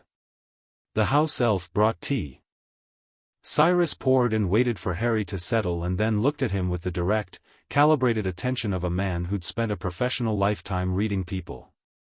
"My daughter has known you since she was 7 years old," he said. "She has never told me your full conversations. I have respected that." He paused. "I know the broad shape of what she believes you to be." "What does she believe?" Harry asked. "Slytherins chosen," Cyrus said. "The re-emergence of the oldest line in our tradition. A natural Parselmouth with no traceable connection to the Gaunt branch, which would make you the first such individual in recorded history." He looked at Harry steadily. "She has staked a great deal on that belief." "I know," Harry said. "If she's wrong, she's not wrong," Harry said. It came out quiet and completely certain, the same tone as the command in the Great Hall, the same tone as the chamber. Not arrogant, just settled. "But her belief isn't the point. What I am is what I am whether she believes it or not. She believed it early. That gave her an advantage, and it gave me one. That's all a belief needs to do." Cyrus looked at him. Something shifted in his expression, the first shift, the first tell. "You don't ask for credence," he said. "I don't need it," Harry said. "I'm not asking your family to take a position. I'm not collecting allegiances. Whatever I am doesn't require endorsement." "Then what do you want from this conversation?" Cyrus asked. Harry considered. "Honestly? I want to know what kind of man you are," he said. "Daphne respects you. She doesn't say so directly, but she shows it in every way she talks about family. That means your judgment matters to her, and her judgment matters to me. So your measure of things is relevant to me, even if your endorsement isn't." Cyrus Greengrass was quiet for a long moment. Then he said, and there was something in his voice that was careful and honest, "She said you'd say something like that." "What did she say?" Something that was not quite a smile crossed the older man's face. "She said, and I quote, that you were the most infuriating person to try to impress because you never needed to be impressed and therefore the only impression that would count would be the real one." Harry thought about this. "She's right," he said. "She usually is," Cyrus said, with a simple pride that was clearly not performed. They talked for 2 hours. Cyrus Greengrass was, Harry concluded, exactly what Daphne had described in 4 years of letters about her family, a man of genuine intelligence and genuine neutrality, the latter being the more difficult and the more impressive. He didn't want Voldemort's return.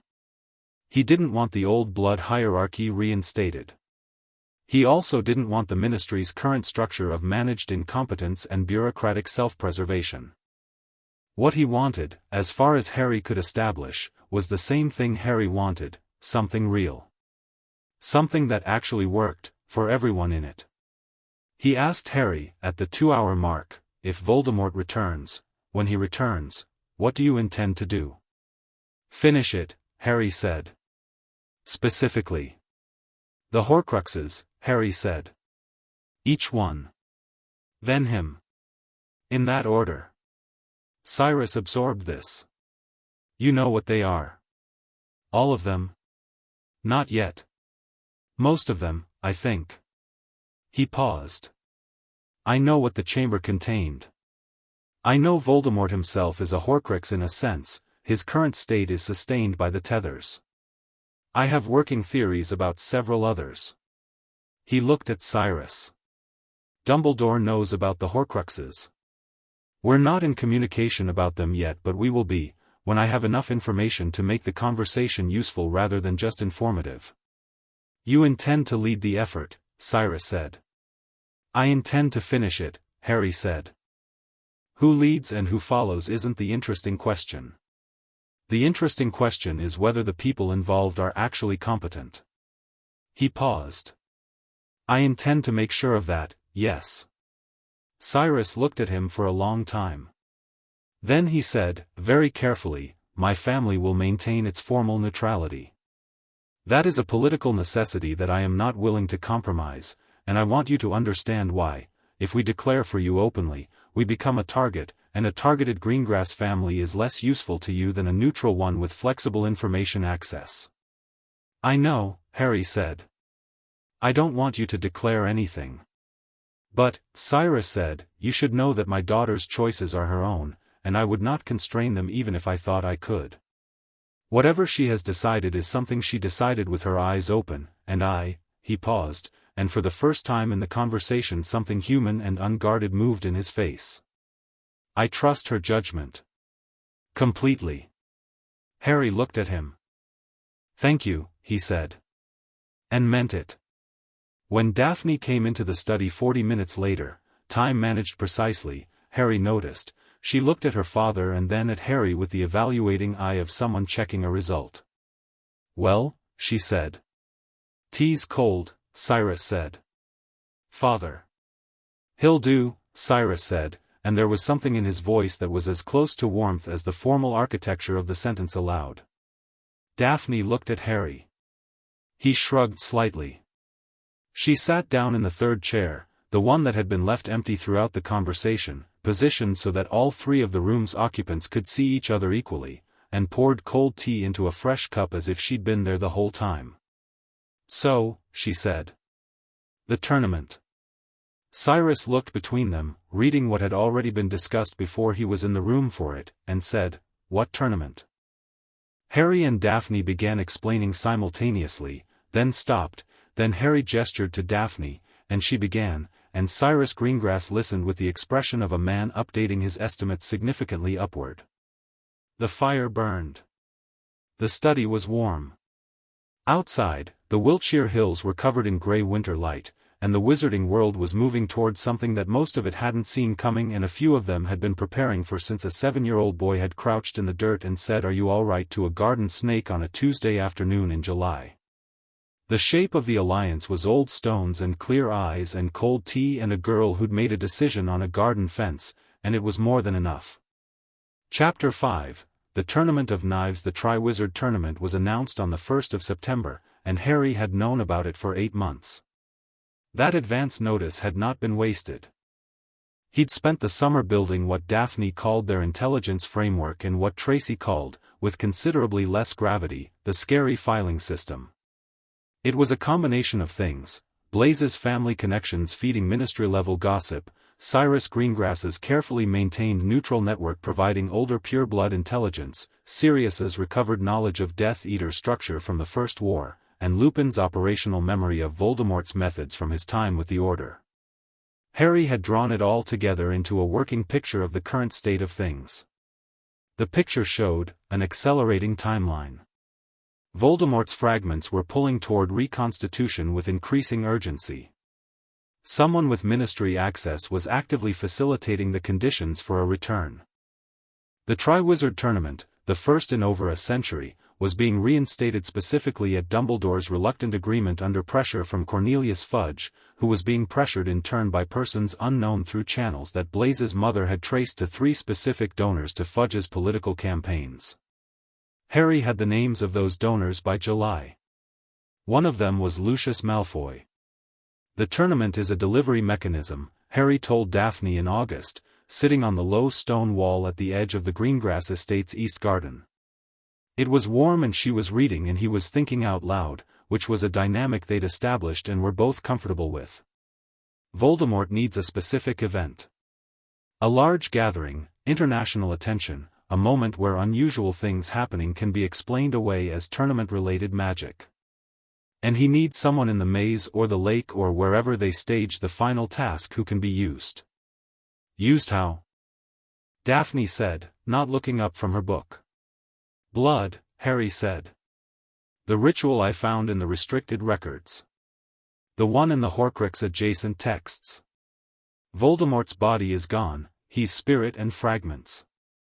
To reconstitute fully he needs a specific ritual that requires 3 things: bone of the father, flesh of the servant, and blood of an enemy. He paused. Flesh of the servant is Pettigrew, but Pettigrew is in custody. He'll have found another servant by now. Bone of the father, Voldemort's father, is buried in Little Hangleton. And blood of the enemy, is you, Daphne said. She was looking up now. It would be me, Harry said. Specifically me, because the ritual requires an enemy who has survived him, and I'm the only one who qualifies in a technical sense. He looked at the garden. So the tournament is a funnel. Get me into an isolated situation at the end. Use me for the ritual.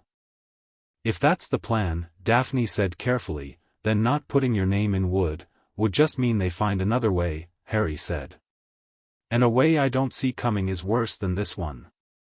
He looked at her. If I'm in the tournament, I know what I'm walking toward. I can prepare for the ritual. I can have what I need at the end.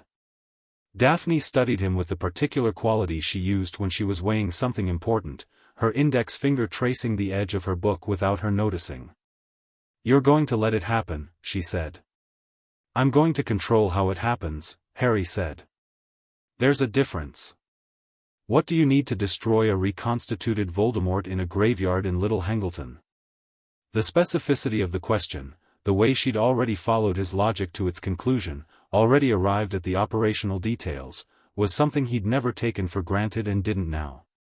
Time, he said. Information about the remaining Horcruxes, so I know the body I face is the last piece. And something that can damage a reconstituted form faster than he can respond. Fiend fire, she said immediately. I was thinking Parseltongue command, Harry said. She was quiet for a moment. Explain. The basilisk in the chamber. I can bring it to the surface. Not in the graveyard, but I can call it. The venom is corrosive to Horcruxes. A basilisk's bite is fatal to magical constructs made from dark magic at the soulbinding level. He paused. I've been talking to it.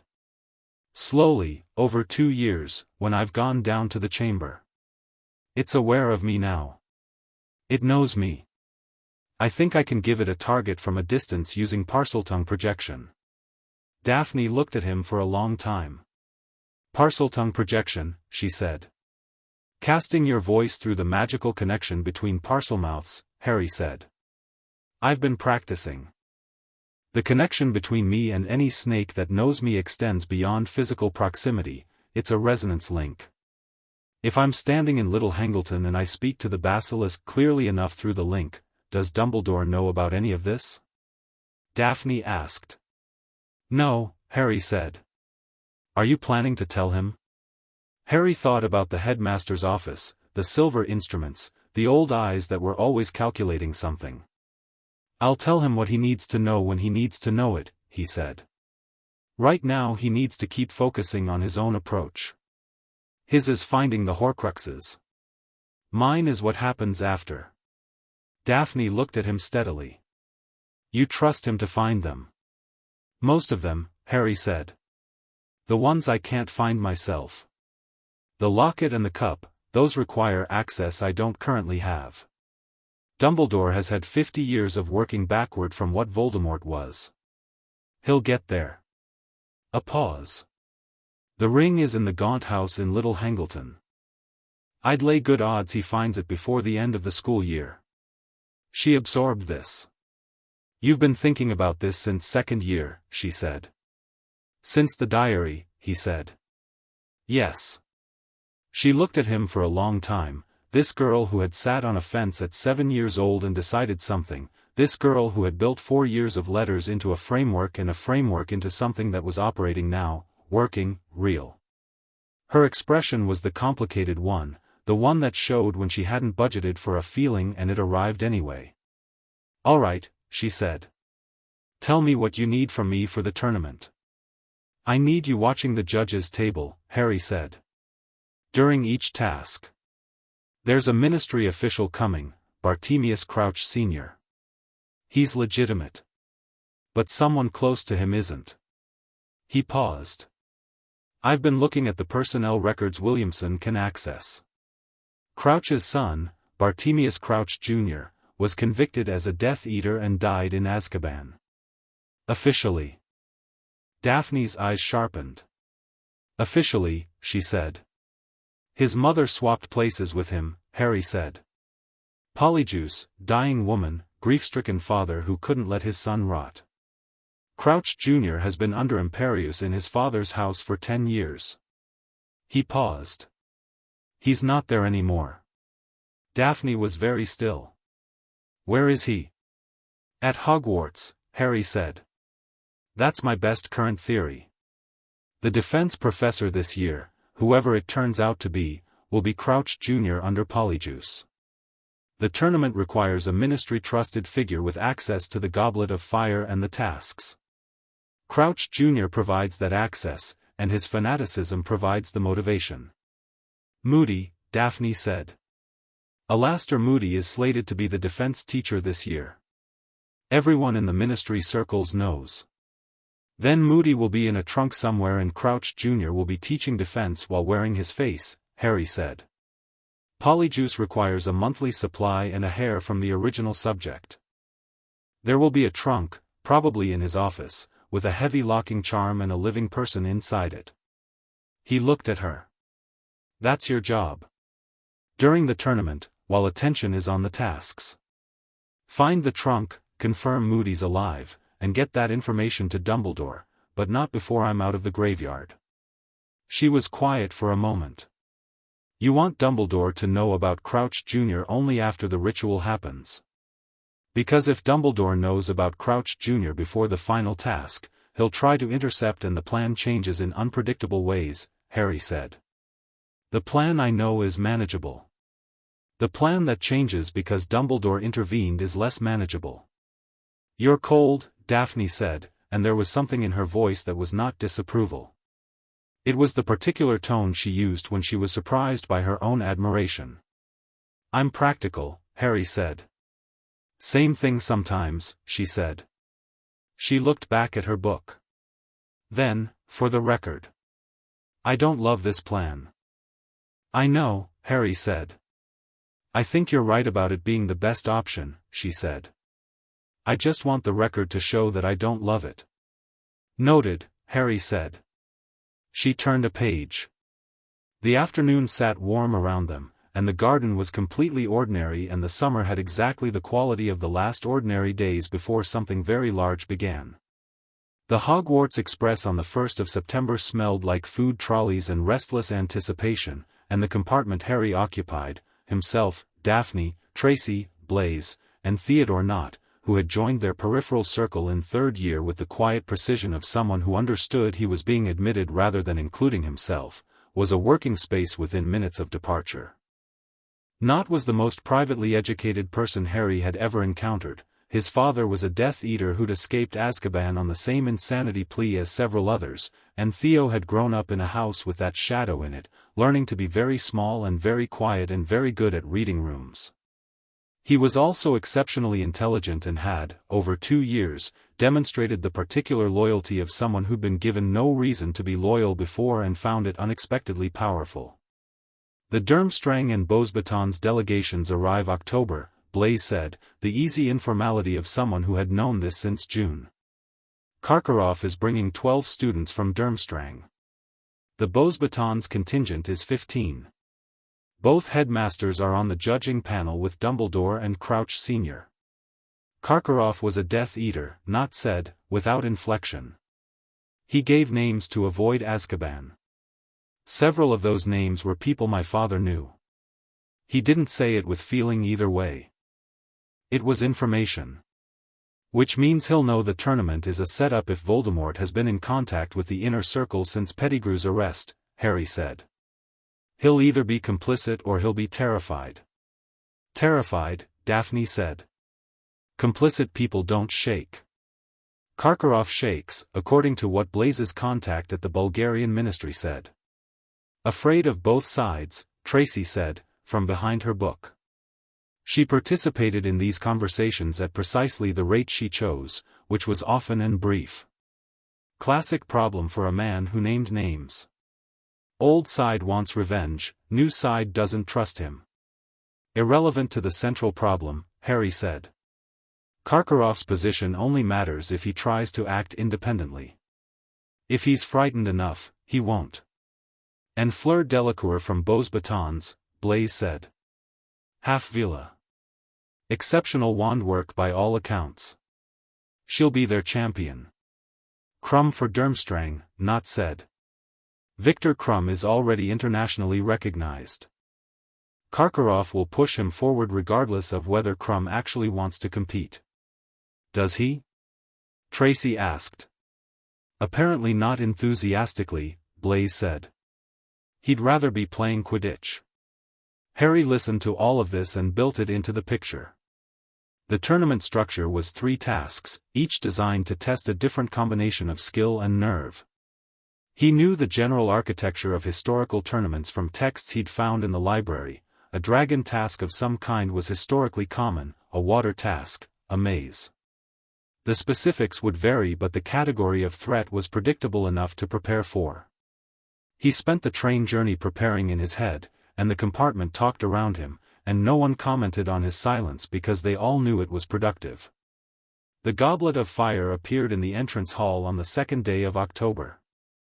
It was a large wooden cup that burned with age-stained blue-white flame, and the age line Dumbledore drew around it in a 10-foot circle was, in Tracy's immediate assessment upon seeing it, absolutely not going to stop anyone who's actually serious about this.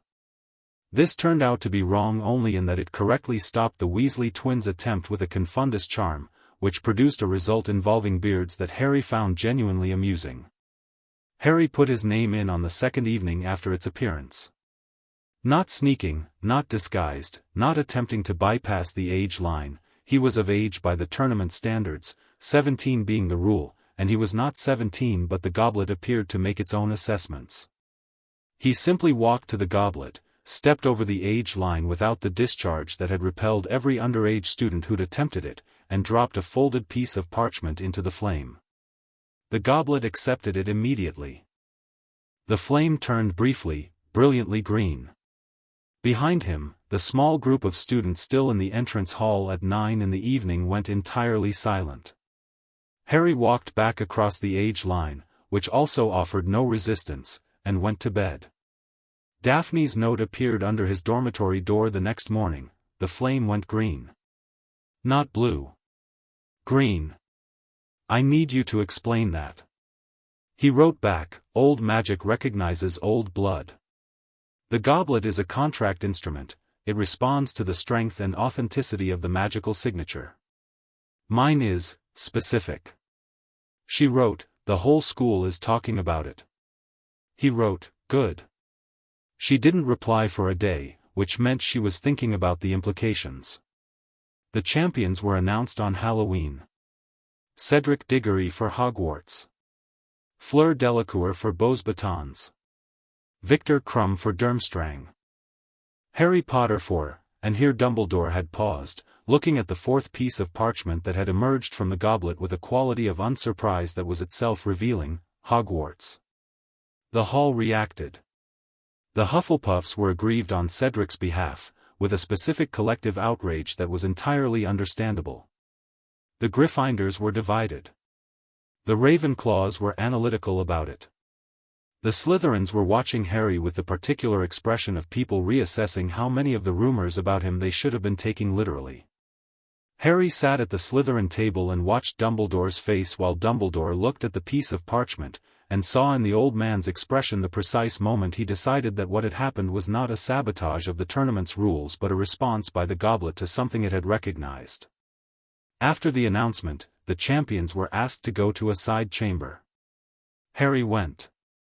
Krum was tall and quietly watchful. He looked at Harry with the assessing gaze of a professional athlete clocking a potential obstacle.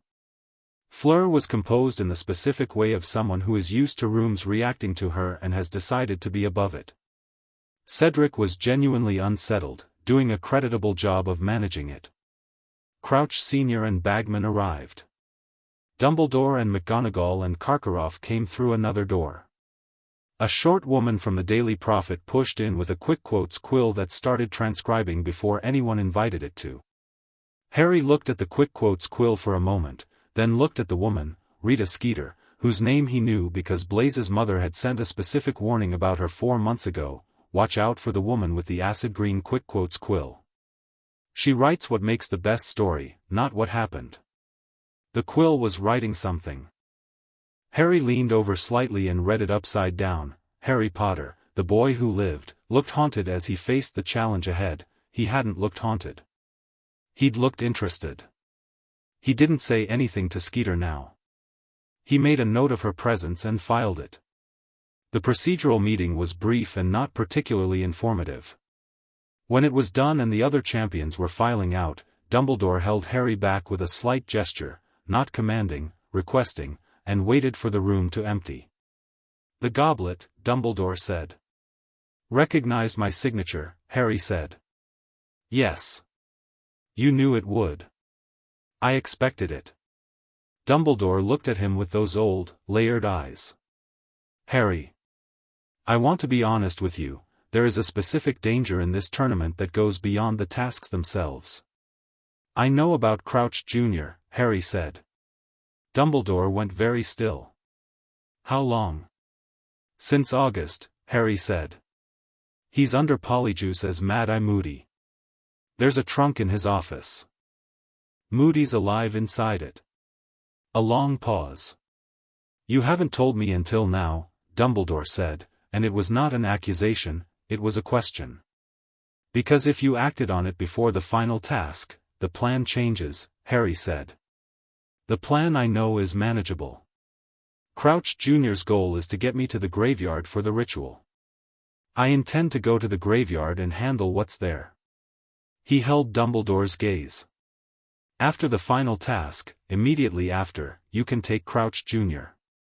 I'll tell Daphne Greengrass the timing, she'll confirm Moody's location the same evening."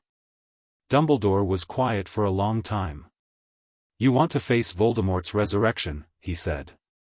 "I want to be there when it happens," Harry said. "Because it's happening regardless, and I'd rather be there prepared than have it happen without me and face a reconstituted Voldemort who I didn't have the chance to damage at the moment of his vulnerability." "The moment of reconstitution," Dumbledore said slowly. "You believe he'll be weakest immediately after." "The ritual takes everything Wormtail has," Harry said. "It takes a great deal from Voldemort himself. His current form, whatever it is consumed in the restoration. There will be a window. Narrow, but real." Dumbledore looked at him steadily. "What are you planning to do with that window?" "Damage as many of the remaining Horcruxes as possible before he's fully stable," Harry said. "Which requires me knowing which ones still exist." "Do you?" Another pause, this one longer. "Then, I believe I know most of them," Dumbledore said. "The Locket of Slytherin. The Cup of Helga Hufflepuff. The Snake." He paused. "And something I have not yet confirmed, I believe there may be an unintentional Horcrux. Something created in the act that killed your parents, when the spell rebounded." Harry felt the scar on his forehead prickle, faint and distant and immediately comprehensible. "Me," he said. "Not you," Dumbledore said immediately, carefully. "A fragment housed in you. There is a difference, a significant one, between a person and an object that is being used as a vessel without their knowledge or consent." His voice was precisely controlled, but something in it was not. "I want you to understand that I do not intend, I know you don't," Harry said. "And I know how it ends." He'd thought about this possibility for 18 months. He'd found the relevant theory in an obscure text on soul magic and had sat with it in the chamber for an entire afternoon before processing it to the point where it was just information again, just something to plan around. "Death touch," he said. "Or something equivalent. The fragment has to be destroyed without destroying the host. That requires a near-death experience," Dumbledore said quietly. "Something that forces the fragment out without taking you with it." He looked at Harry with an expression that was grief, genuine and unguarded, the first time Harry had seen it fully. "I am sorry. I am very sorry that this is what you carry." "It doesn't change anything," Harry said. "I know," Dumbledore said. "That's part of what I'm sorry about." They looked at each other across the small chamber. The goblet's fire was still burning in the entrance hall beyond the door. The tournament had officially begun.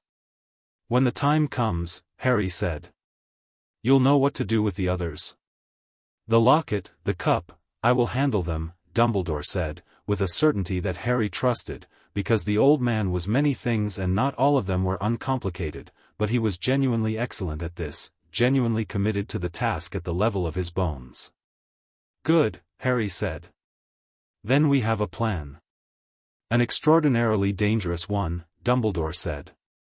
"Yes," Harry agreed. "Most good ones are." The first task was dragons. Harry learned about them 3 days before via Hagrid, who told the champions with the specific combination of warmth and terrible secrecy that was Hagrid's fundamental mode of operation. The other champions appeared to learn through their own channels. Crumb's expression when the dragons were confirmed suggested foreknowledge, Fleur's likewise. Cedric didn't know, which bothered Harry in a minor way, and he found Cedric in the library the evening of Hagrid's revelation and told him. Cedric looked at him. "Why are you telling me?" "Because the competition doesn't require people to get hurt unnecessarily," Harry said. "The dragons are the task. Surviving the task is the goal.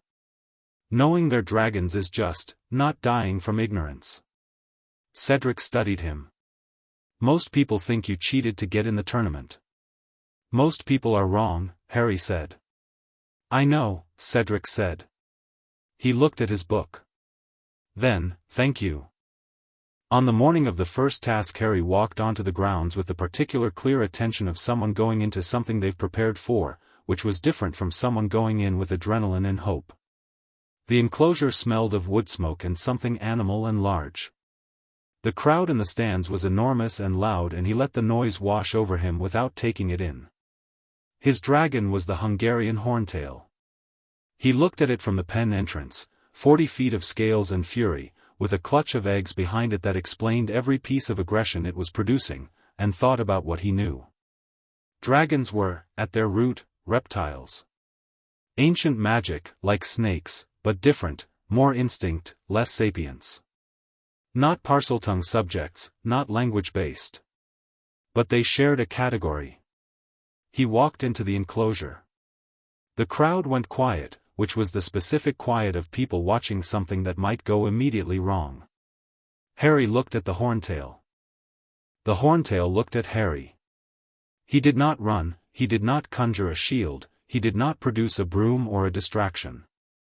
He stood still and looked at the dragon and dropped into the register of reptile awareness that was the deep cousin of Parseltongue, not language but frequency, the attention of ancient blood recognizing ancient blood.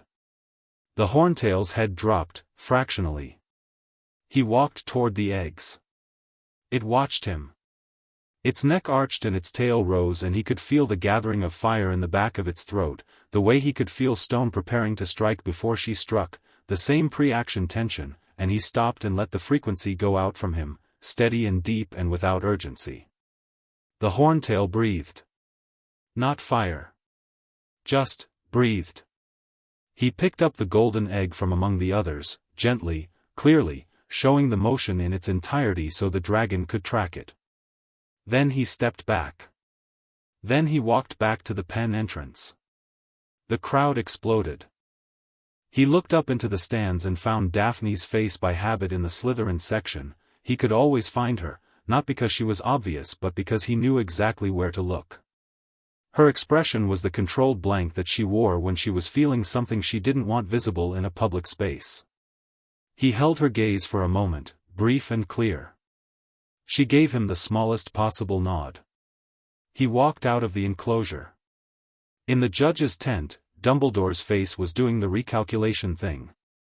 McGonagall's hands, which she'd had pressed to her mouth since he'd entered the enclosure, lowered slowly.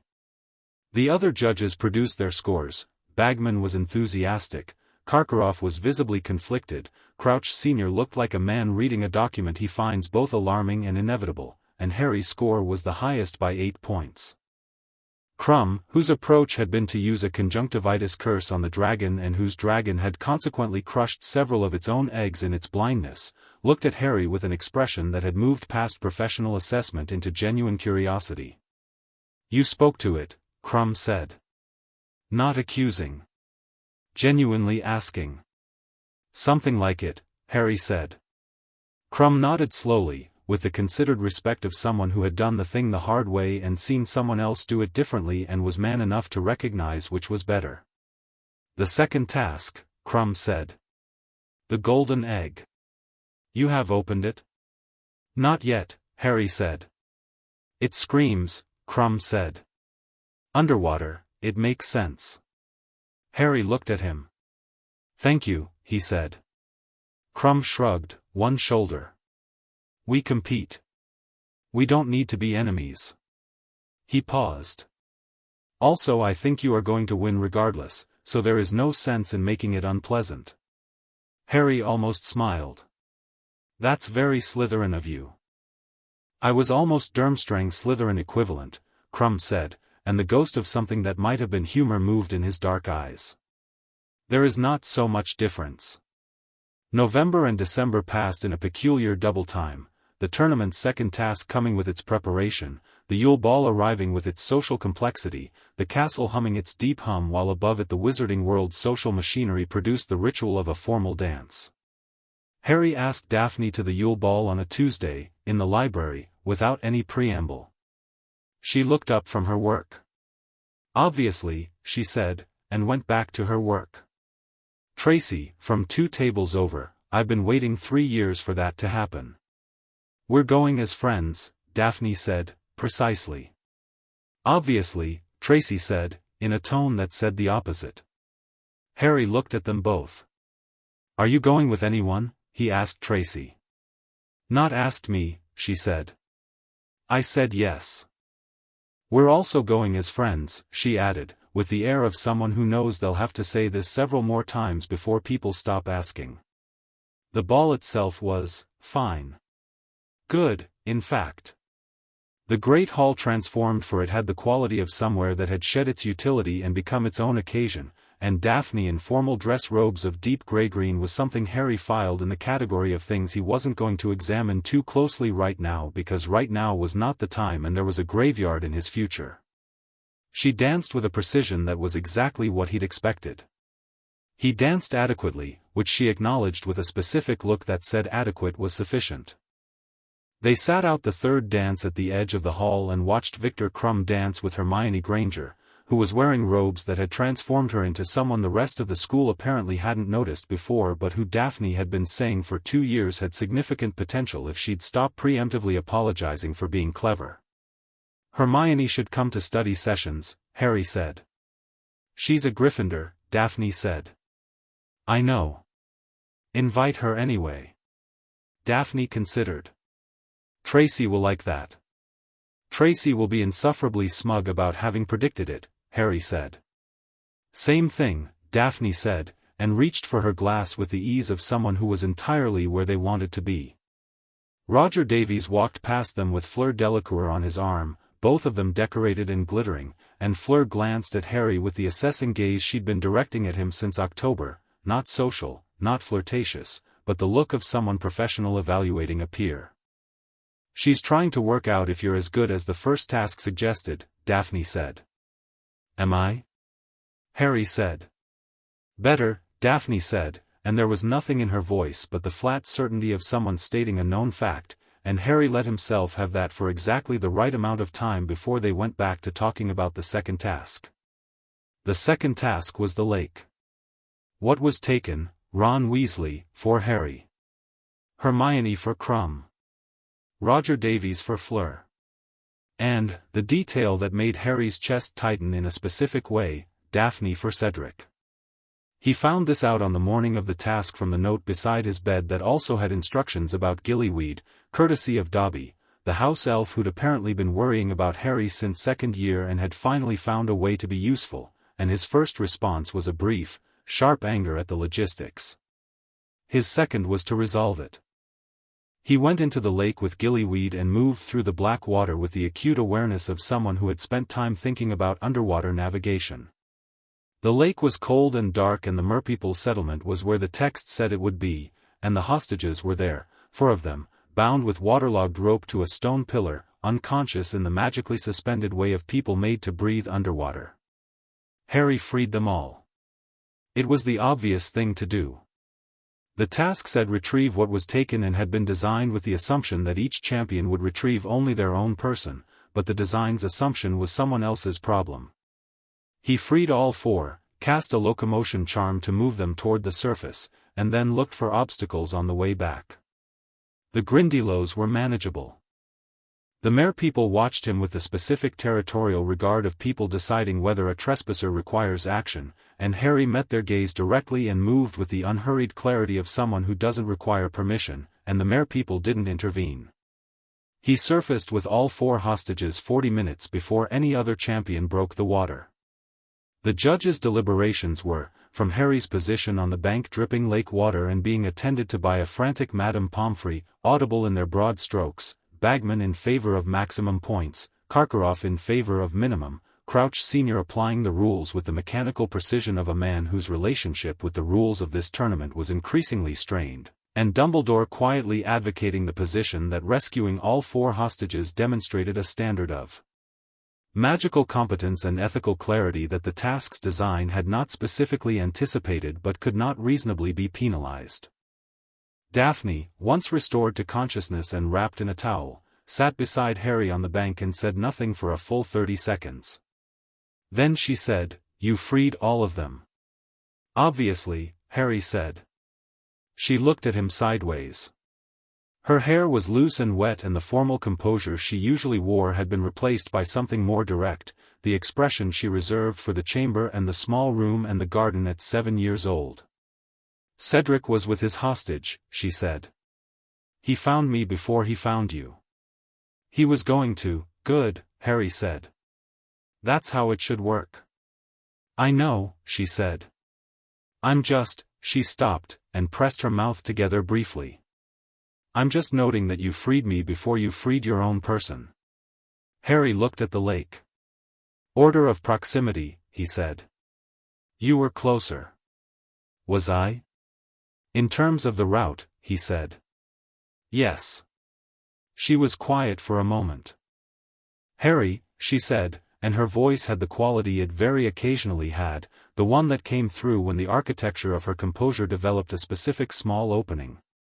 "I know what's coming. After the 3rd task." "I know you know," he said. She stopped. Started. "I don't have a word for what I am about it." "Afraid," he said. "That is not a word I use," she said, with the reflexive precision of someone whose family had a particular relationship with vulnerability. "Worried," he said. She considered this. "Worried is acceptable," she said. "Yes. I am worried." "I'm going to be fine," Harry said. She looked at him. "You don't know that." "I know what I'm walking toward," he said. "I know what I've prepared. I know what I'm capable of." He met her gaze. "That's as close to knowing as anyone gets." She held his gaze for a long moment, and the lake stretched behind them, cold and dark, and the tournament judges were still arguing, and in 2 months the 3rd task would begin and Harry would walk into a maze and out the other side to a graveyard and something that could kill him, and Daphne Greengrass, sitting wet and unguarded on a lake bank, said, "Come back." "I intend to," he said. "That's not what I said," she said. He looked at her. "I'll come back," he said. The quiet that followed was the kind that holds things. June. The maze. The 3rd task was held in what had been the Quidditch pitch, the stand standing dark against the evening sky, the maze itself rising from the ground like something that had always been there and simply revealed itself. The hedges were 20 feet tall and moved slightly in ways that had nothing to do with wind. Harry walked to the entrance. Krum was beside him, Fleur to his left, Cedric further along. They looked at each other in the particular way of people about to do something together that they'll do separately. "Good luck," Cedric said. "You too," Harry said, and meant it. He entered the maze. He moved through it with a specific, focused intent, not hunting the cup, not the primary goal. The cup was the delivery mechanism. Crouch Jr. had already ensured it was a port key, had been modifying the tournament the entire year to funnel Harry here, and Harry had let him because the plan required it and because Crouch Jr.'s modifications had, incidentally, not actually made the tasks harder than Harry had already prepared for. The maze had obstacles. A blast-ended Scroot, large, bad-tempered, responding to directed fire. A Boggart, which Harry dismantled with the reflexive ease of someone who'd faced the thing in Lupin's class 2 years ago and knew exactly what it was doing. A section of golden mist that reversed his compass. He dismissed the compass, navigated by the hum of old magic in the earth, which was its own compass and more reliable than the one in his hand. He found Cedric in the center of the maze, standing in front of the cup. Cedric looked at him. "Same time," he said. "I'd say, take it together," Harry said. "You've earned it." "We both, Cedric," Harry said clearly. "Take the cup. Both of us, together. I need to tell you something first." He held the other boy's gaze. "The cup is a port key. It's going to take us somewhere. When we land, get away from me immediately and find cover. What's coming is not part of the task and you don't need to be in the middle of it." Cedric stared at him. "How do you? I've known since August," Harry said. "I need you to trust me on this and move the moment we land.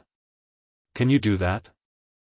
Cedric's expression moved through several things quickly: disbelief, assessment, the specific recalibration of encountering someone who is operating several steps ahead of you and whose competence you've had all year to evaluate. He nodded. They took the cup together. The port key took them. The graveyard was dark and smelled of freshly turned earth and old grass. The Riddle family gravestone stood against the sky. Harry landed clean, already moving, already tracking, and the figure in the shadows was Pettigrew. Not in custody. Out of custody, which meant something had gone wrong with the Ministry containment, which meant Harry's intelligence had a gap that was now not a planning problem but a present problem. He catalogued this in under a second and adjusted. "Cedric," he said, sharp. Cedric was already moving, rolling behind a gravestone the way a Quidditch player rolls to avoid a bludger, instinct overriding shock. "Good." The wand that came from Pettigrew's direction hit the air beside Harry's head and lit the gravestone behind him with a stunning spell. Harry had already moved. He hadn't stopped moving since landing. Pettigrew's hand, silver, where the original had been cut away, shining in the graveyard dark, held his wand with the desperation of someone performing a task they can't fail. He was different from the man Harry had unmasked in the Great Hall.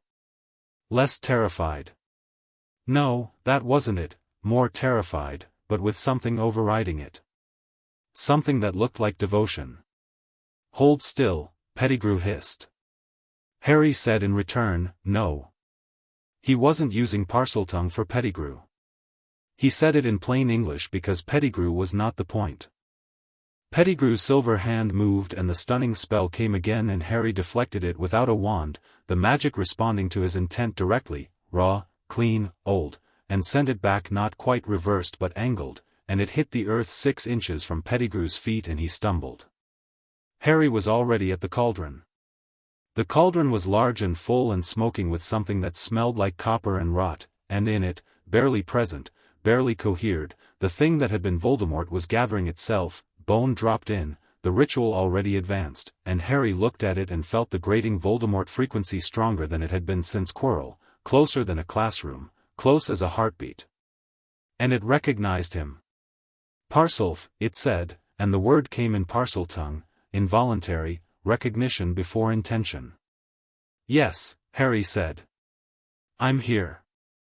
He raised his head and he breathed, deep and steady, and he opened the Parseltongue resonance fully, not just the surface awareness but the deep layer, the bone layer, the thing that the dungeon hum matched and the carved serpents matched and the basilisk in its deep sleep matched, and he sent it outward and downward and through every connection the gift made, and he said one word in the language of serpents in the voice of the blood that remembered, "Wake." The cauldron shuddered. The ground shuddered. Pettigrew screamed.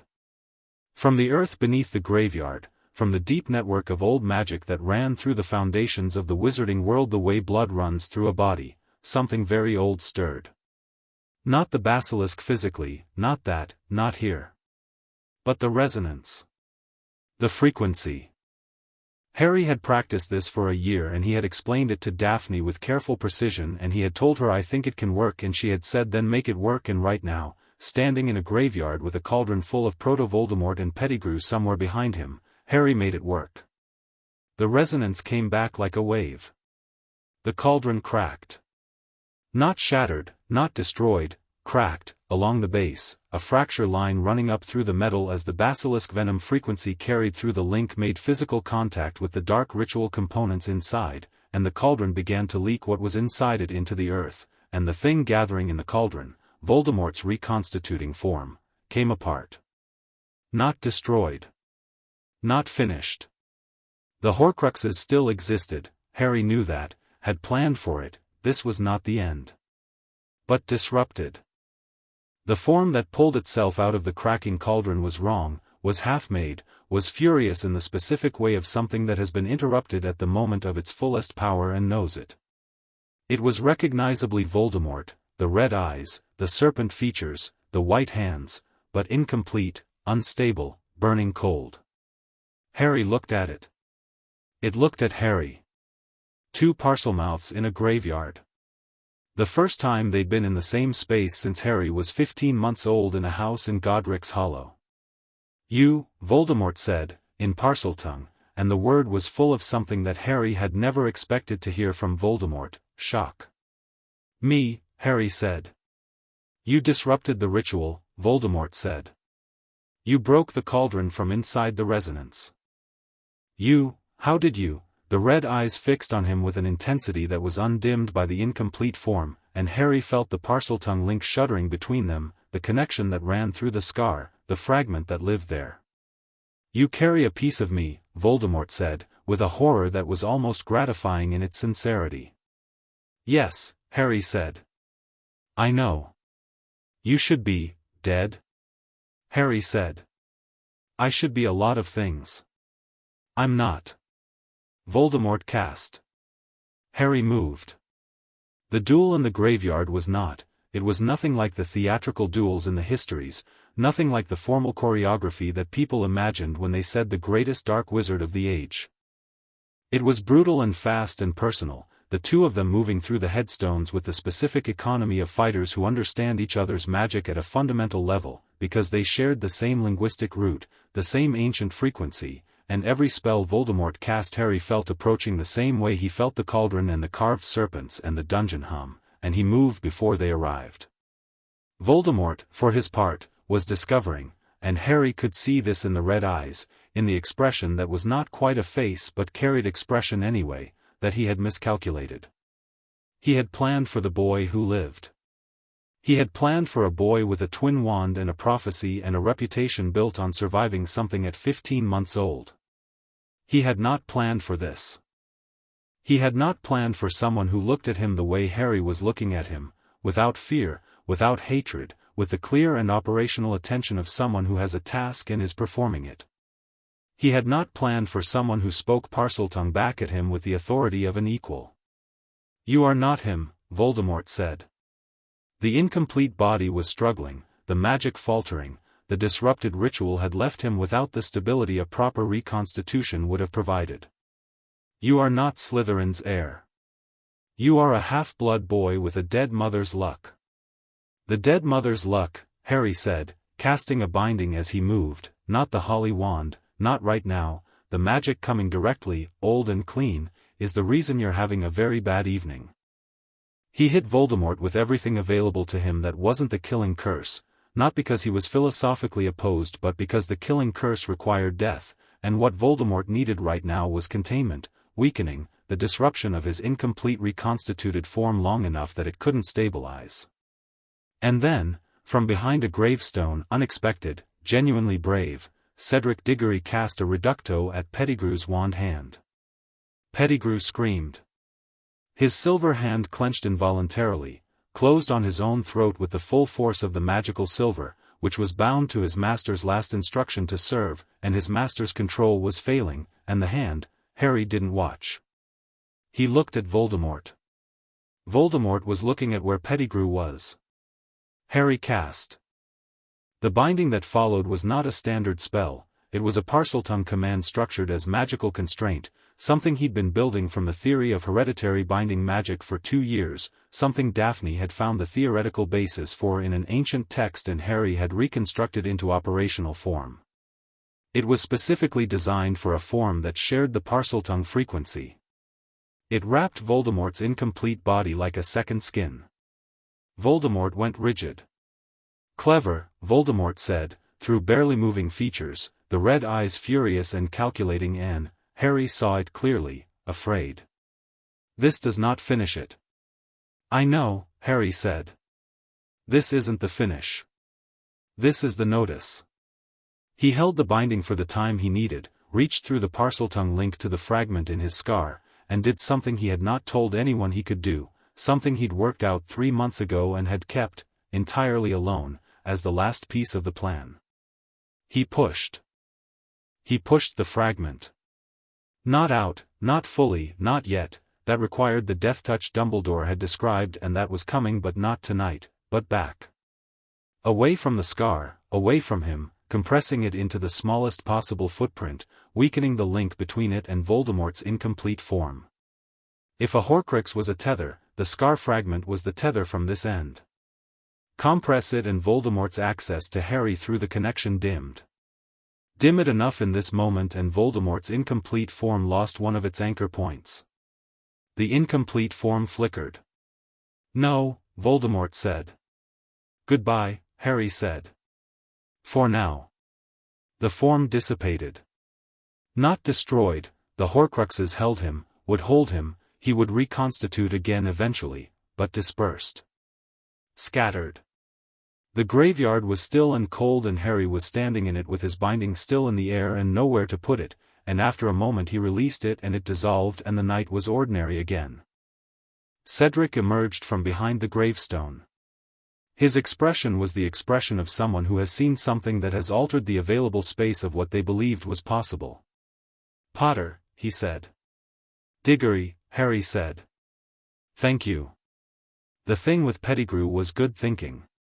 Cedric looked at the place where Voldemort had been.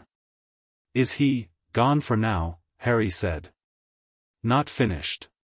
We need to take the cup back. Cedric looked at him. What just happened? What are you? Harry picked up the cup from the grass where it had fallen. Someone who's been preparing for this since he was 7 years old, he said. Come on. They took the cup together, and the portkey took them back.